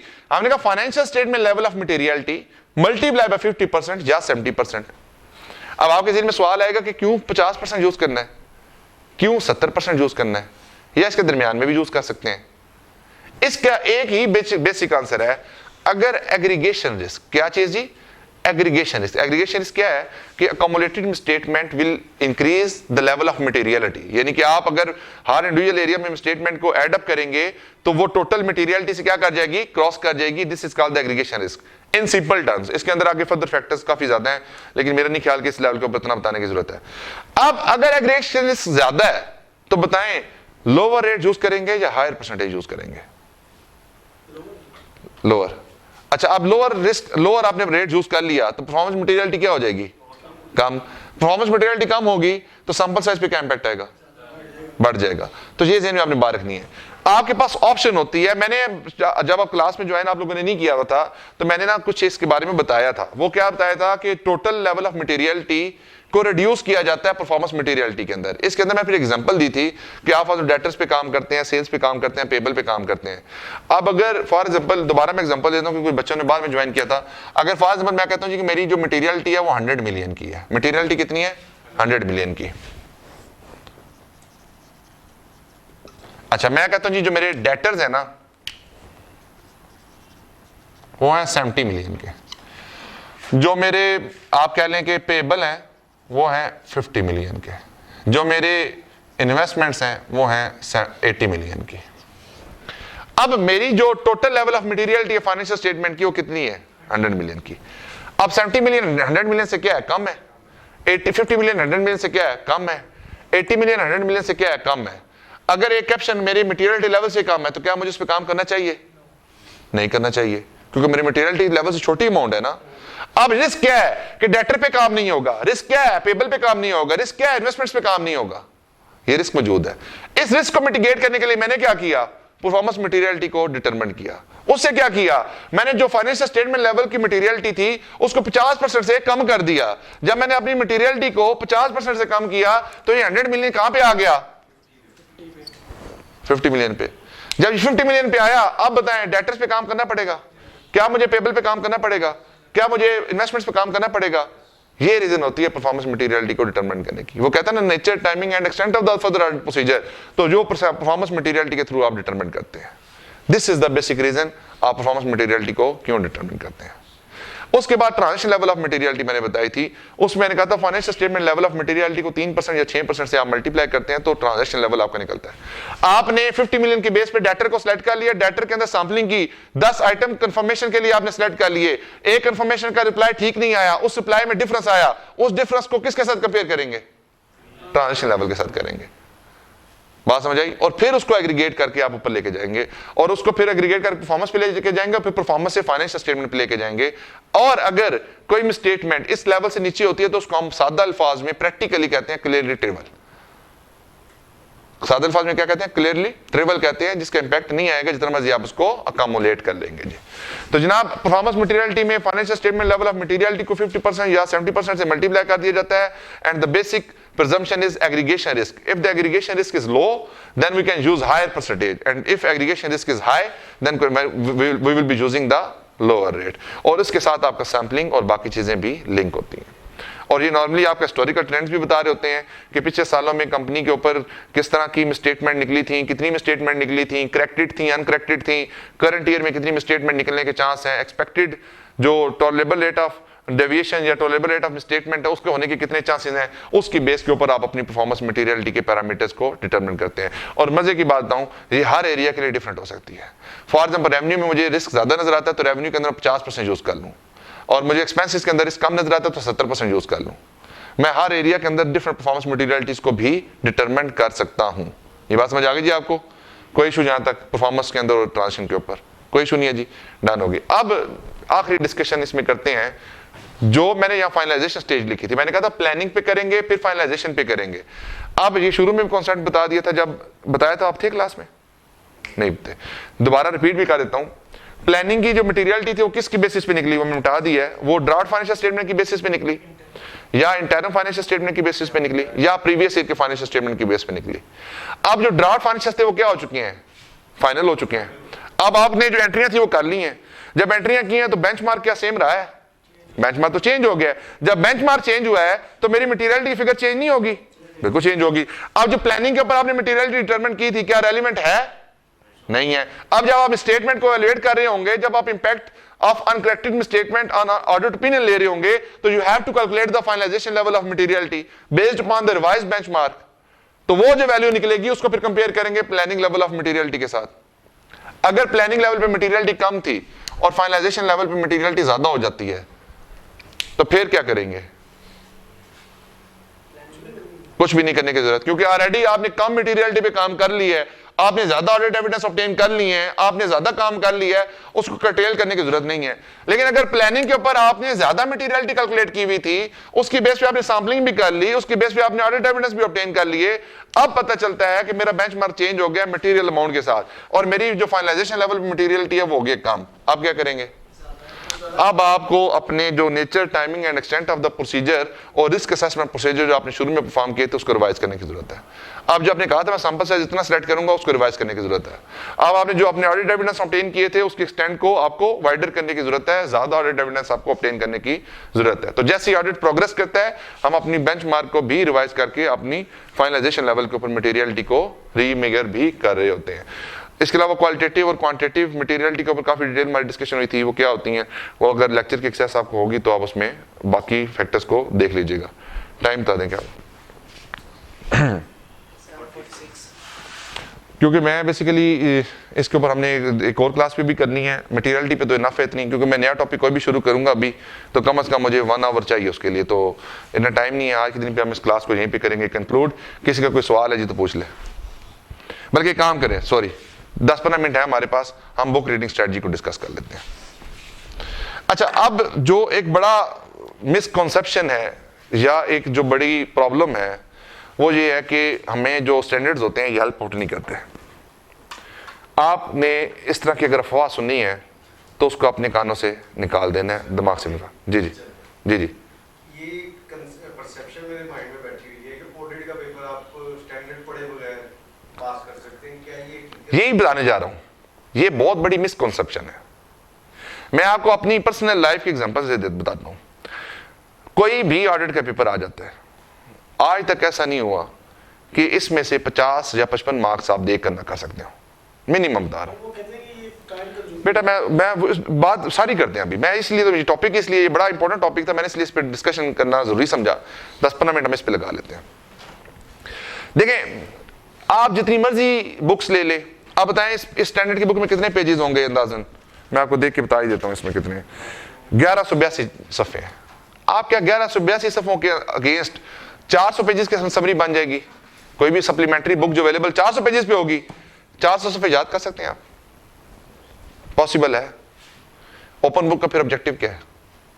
देखे ना, मैं तो कहता हूं फिर अगर आई कैप ने अगर इतनी बात है, क्या वहां जो थिंक टैंक बैठी हुई है, वहां पे जो लोग बैठे हैं, जो प्रोफेशनल बैठे हैं, क्या वो इस बुक को याद करके बैठे हुए हैं? क्या प्रैक्टिस में आपने कभी इस बुक के अलावा ज़बानी कलामी को काम किया है? आज मेरे ऑफिस में कोई बच्चा भी अकाउंटिंग इशू लेके आता है, मैं कहता हूँ स्टैंडर्ड लेके आओ, मुझे दिखाओ।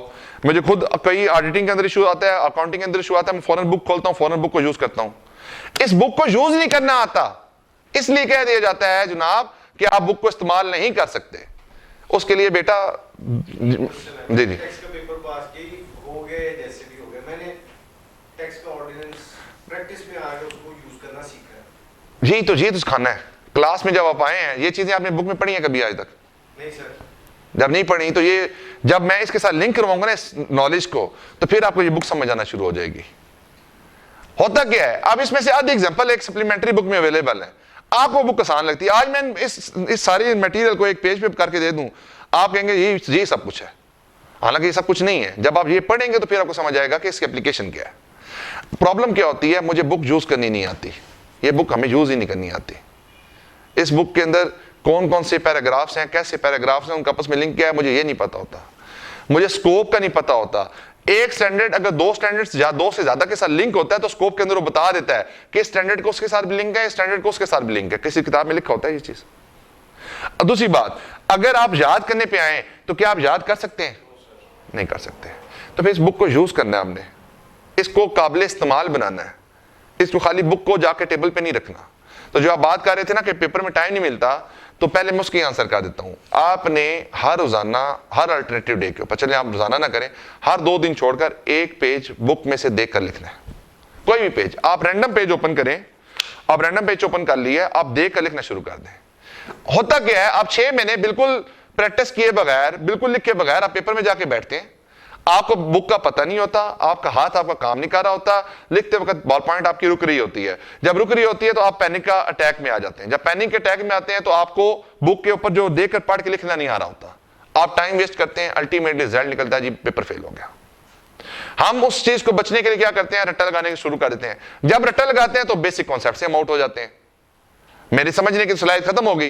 फिर क्या होता है, फिर मैं जनाब रट्टे की चक्कर में अपने कॉन्सेप्ट को बुला बैठता हूं और पेपर में बैठता हूं तो मुझे समझ नहीं आती मैंने लिखना क्या है इसमें, वहां पे मेरे पास ऑप्शन नहीं होती। तो जनाब इसको पढ़ने के लिए एक तरीकार है, उससे पहले आपने हर एक दिन छोड़कर या 2 दिन छोड़कर आपने एक पेज देखकर लिखना है।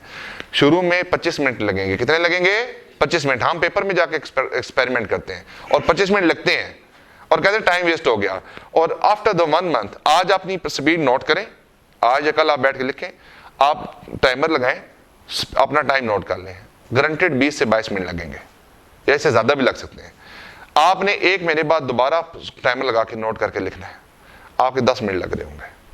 अगर एक पेज को सॉल्व करने में 10 मिनट सेव हो रहे हैं तो मेरे मैक्सिमम 10 पेज बुक में से देख के लिखने होंगे। पेपर में मेरा टाइम कितना लगा उसके ऊपर? 100 मिनट, 1.5 घंटा। 1.5 घंटा देकर लिखने में लग गया, 1 घंटा क्वेश्चन की प्लानिंग में लग गया, 1.5 घंटे प्लानिंग में लगा लो, क्वेश्चन को फॉर्मेट करने में लग गया, आधा टाइम आपको उसमें और आधा टाइम इसमें मिल गया आपको। देखना 1 घंटे लगेगा ना 10 पेज को लिखने में, 10 पेज से ज्यादा तो पेपर में नहीं आते, तो क्या मुश्किल है लिखना वहां पे?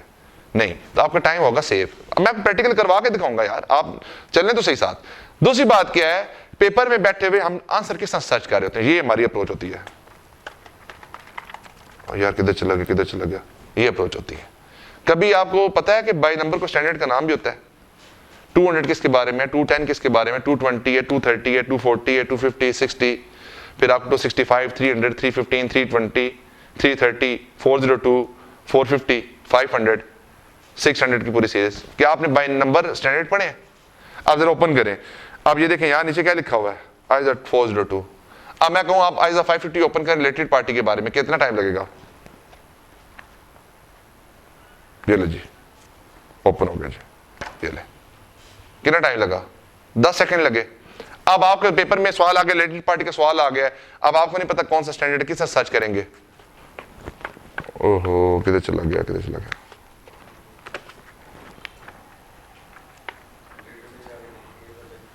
मैं भी कह रहा ना, देखो अब शुरू हो जाएंगे। अच्छा ठीक है, अब मैं जनरल बता रहा हूं, मैं कोशिश कर रहा हूं, नहीं मेरा, मैं नीचे नहीं देख रहा ना, ऊपर से देख रहा हूं। हाँ, ये लड़की पार्टी। आप टाइम खाली बुक के अंदर एक स्टैंडर्ड पे जंप करने के लिए कितना टाइम लगा? करके दिखाया ना आपको। नीचे नंबर आ रहा है, डिक्शनरी में मीनिंग सर्च करना हो किसी वर्ड का, तो क्या आप एक एक लफ्ज को जाके पढ़ेंगे? आप क्या करेंगे? अल्फाबेटिक की जो सीक्वेंस है उसके मुताबिक उसको सर्च कर लेंगे। स्टैंडर्ड का ऑब्जेक्टिव भी है, नीचे नंबर क्यों लिखा हुआ है, इसीलिए लिखा हुआ है। फिर दूसरी बात क्या होती है, अब आपने पूरा स्टैंडर्ड नहीं पढ़ना। फॉर एग्जांपल रिलेटेड पार्टी है ना, आप क्या करते हैं, अच्छा कहां से आंसर आ सकते हैं, कहां से 10 दफा पेज आगे पीछे करेंगे, टाइम वेस्ट हो रहा है। आप इंडेक्स पे जाएं बेटा, इंडेक्स में टॉपिक बताएं उस स्टैंडर्ड के। आप रिलेटेड पार्टी में है तो आपने किस टॉपिक पे जाके जंप करना है। अगर नॉन आर्म लेंथ ट्रांजिशन के ऊपर क्वेश्चन आ गए तो आपको पता है कि नॉन आर्म लेंथ के ऊपर ये पॉइंट लिखा हुआ है, डायरेक्ट उस पैराग्राफ पे जाएं। बजाय कि आप एक एक पेज को सफे से पढ़ना शुरू करें और फिर देखें, उसके बजाय आप क्या करें, इंडेक्स को चूज करें, इंडेक्स में से जाके देखें, इंडेक्स में टॉपिक्स लिखे हुए वहां से आप कर लें। 10 नंबर का IPEN 1000 में से सवाल आ गया मेरी अटेम्प्ट के अंदर कि हेजिंग इंस्ट्रूमेंट्स की वैल्यूएशन के ऊपर क्या टेक्निक होती है, आप प्लानिंग के ऊपर और एग्जीक्यूशन पे क्या प्रोसीजर लगाएंगे। कैन यू बिलीव कि कोई बच्चा जो है ना उसको अपने पास ही लिख के आया, हर बच्चा अपने पास ही लिख के आया। मैंने कहा यार अगर ये फाइनेंशियल इंस्ट्रूमेंट का सवाल है ना तो जरूर IPEN 1000 में से होगा। मैंने IPEN 1000 खोला, मैंने पढ़ा वो नहीं था, जनरल बता रहा हूँ। आईपेन 1000 खोला, उसके इंडेक्स खोलना शुरू किया, उसके अंदर सीधे सीधे लिखे थे फाइनेंशियल इंस्ट्रूमेंट के प्लानिंग के प्रोसीजर। मैं उस पैराग्राफ पे गया, एग्जैक्ट कॉपी करके आया। मैं सिर्फ किया क्या, मैंने सिचुएशन के साथ उसको लिंक कर लिया। जब लिंक किया तो मेरा सवाल हो गया, वो सवाल पेपर भी पास हो गया। लेकिन टाइम सेव होता है। दो बातें हो गई। पहली बात क्या जी, आपको बाय नंबर इसके स्टैंडर्ड पता होने चाहिए। दूसरा, आपने इंडेक्स यूज करना है, इंडेक्स के थ्रू आपने रूट करना है। तीसरे नंबर पे इंपॉर्टेंट बात क्या है, जो हम क्लास में एक अपनी स्टडी करेंगे, जो क्लास में हम एक माइंड मैपिंग करेंगे, वो माइंड मैप आपके ज़हन में होना चाहिए। ये आप थोड़ा सा, मैं कहूंगा कि इसको आप थोड़ा सा समझ के, अंडरस्टैंड करके अपने वर्ड्स में इसको कोलैबोरेट कर ले। फॉर एग्जाम्पल आज के दिन के अंदर हमारी डिस्कशन थी, वो क्या थी, वैसे बताता हूँ। क्वालिटेटिव मटेरियलिटी क्या होती है, क्वांटिटेटिव मटेरियलिटी क्या होती है, उसकी एग्जांपल्स दी। फिर हमने कहा कि मटेरियलिटी को सेट किस तरह से किया जाता है, प्लानिंग पे किस तरह से किया जाता है, फाइनलाइजेशन पे किस तरह से किया जाता है। फिर हमने कहा कि जो प्लानिंग के ऊपर आपने अपनी financial statement level of materiality थी उसको डिटरमिन करना है। फिर आपने परफॉर्मेंस मटेरियलिटी को डिटरमिन करना है। फिर आपने ट्रांसलेशन लेवल ऑफ मटेरियलिटी को डिटरमिन करना है। फिर हर एक आगे फर्द उसके सॉफ्ट टॉपिक्स थे, बेंचमार्क को किस तरह सेलेक्ट करना है, रेट को किस तरह से सिलेक्ट करना है। अब ये आपकी स्टडी है, ये आपका नॉलेज बेस है। इस नॉलेज बेस को आपने बुक के ऊपर जाके रीड आउट कर लेना है। अब जो लगाएं 10 से 15 मिनट, 5 मिनट या 10 मिनट लगाएं और 320 की रीडिंग करें। है आपके पास स्टैंडर्ड्स, ओपन कर लें सॉफ्ट के अंदर, पढ़ें सॉफ्ट में। अगर है तो सॉफ्ट में ओपन करें, आप खुद पढ़ के देखें ये जो बातें की हैं, क्या ये बातें आपको मिलती हैं। सॉफ्ट में ओपन कर लें जी, आप पीछे चले उनके साथ ही। और टेक्निक यही रखनी है आपने। सबसे पहले आपने 320 पे जाना है, इंडेक्स को पढ़ना है। इंडेक्स के बाद आपने स्कोप पैराग्राफ को पढ़ना है। स्कोप के बाद आपने बेसिक डेफिनेशन को देखना है। बर्ड आई व्यू लेना है, nothing to cram, nothing to memorise. आपने सिर्फ अंडरस्टैंडिंग लेनी है। ये जो बातें की हैं आपके ज़हन में एक माइंड मैप होना चाहिए, उसको बस लिंक करते जाएं किस पैराग्राफ में क्या बात लिखी गई है। आपके 5 से 7 मिनट है जी, 5 से 7 मिनट में इसको कर लें।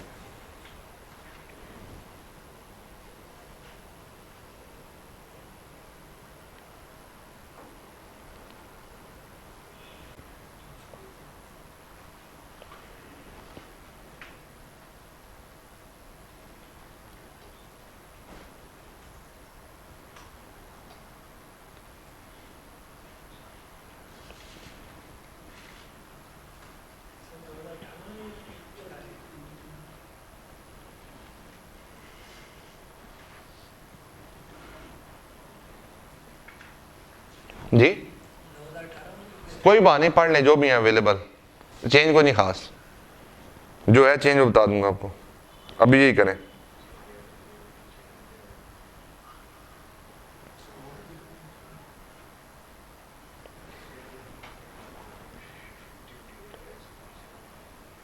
एक एक लाइन को पढ़ के उस पर टाइम नहीं वेस्ट करना। जो समझ आती है बात ठीक है, जो नहीं समझ आती आगे चलें।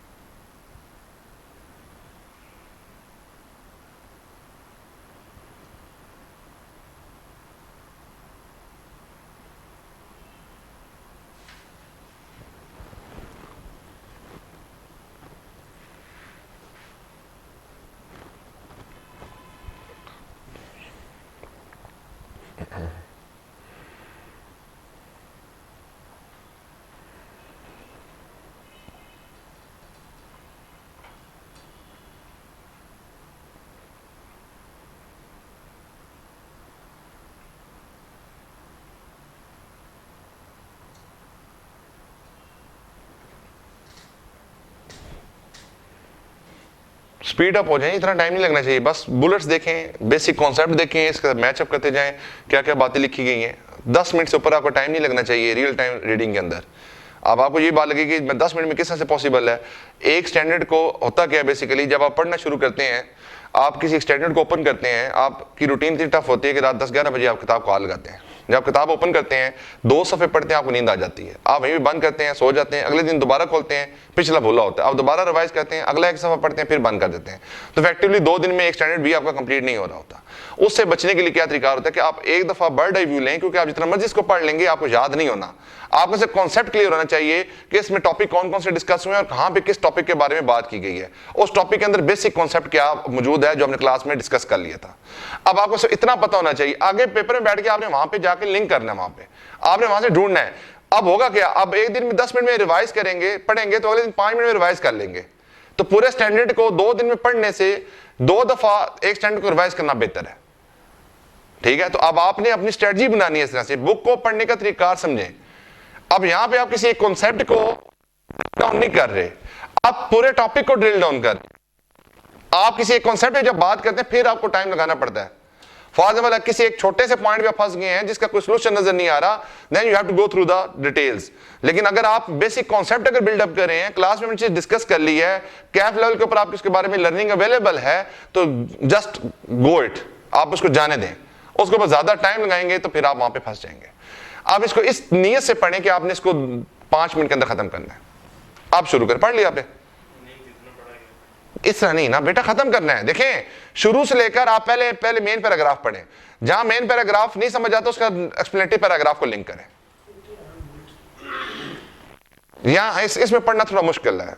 अगर आप सॉफ्ट में पढ़ेंगे ना तो इट इज बिट डिफिकल्ट। क्यों, आप ऊपर नीचे करने में मुश्किल होती है। यहां पे क्या करते हैं, आप पेज फौरन आगे पीछे लिंक कर लेते हैं। एक पॉइंट पढ़ा, नहीं समझ आया, उसका एक्सप्लेनेटरी पैराग्राफ आगे जाके पढ़ लिया। पैरेलल आपने पढ़ना है, यानी कि आपने ये नहीं करना कि आप पहले मेन पैराग्राफ पढ़ लें फिर आप एक्सप्लेनेटरी पैराग्राफ पे जाएं, उसका नहीं होगा कभी कंप्लीट। आप मेन पैराग्राफ पढ़ें, जहां पे रेलेवेंट लगता है वहां पे उसके एक्सप्लेनेटरी पैराग्राफ पे चले जाएं। अब डेफिनेशन के अंदर एक्सप्लेनेटरी पैराग्राफ अगर है भी तो कितना डिटेल में होगा, वहां पे क्या ऐसी बातें होंगी। अगर तो टाइम है तो उसको पढ़ लें, अगर नहीं टाइम तो उसको लेट गो करें, जाने दें। अब इस तरह से अपनी सिचुएशन को आपने मैचअप करना है। बेटा जब आपको पढ़ने का समझ आ जाएगी ना, फिर बुक आपको अच्छी लगेगी। फिर जब आपको बुक यूज करनी आ जाएगी फिर आपको उससे ज्यादा अच्छी लगेगी, क्योंकि आपको याद नहीं करना पड़ेगा। फिर आप एक से ज्यादा पेपर प्लान कर सकते हैं, क्योंकि रीडिंग करना और क्रैमिंग करना दोनों में जमीन आसमान का फर्क है। और यही फर्क होता है जो आपको पास या फेल करवाता है।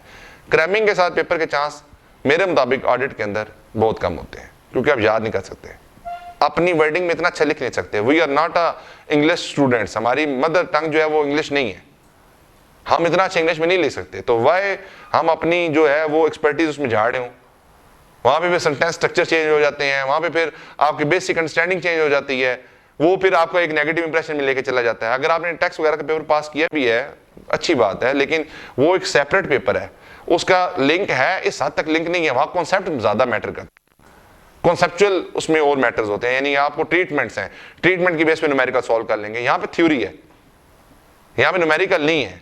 न्यूमेरिकल में तो आपको पता है कॉन्सेप्ट है, यार ये 4 काम ये करने हैं, आधा पेपर गलत भी होगा तो पास हो जाएगा। जब आपको कमेंट्स करने के लिए कहा जाए, जब आपको डिसीजन मेकिंग करने के लिए कहा जाए, फिर मसला आता है, वो टेक्स्ट में भी मसला आता है।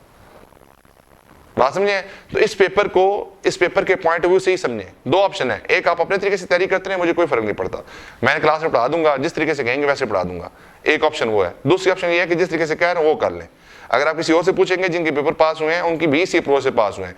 कई बच्चे 2-2 अटेम्प्टों में सिर्फ एक्सपेरिमेंट करने में लगा देते हैं मेरी बातों को, फिर 2 के बाद फिर था करके कहते हैं नहीं सर अब आप बता दें क्या करना है। मैं कहता हूँ इस तरह कर लो, पास हो जाएगा इंशाल्लाह। वो फिर उस अटेम्प्ट में करने की कोशिश करते हैं, पास हो जाता है।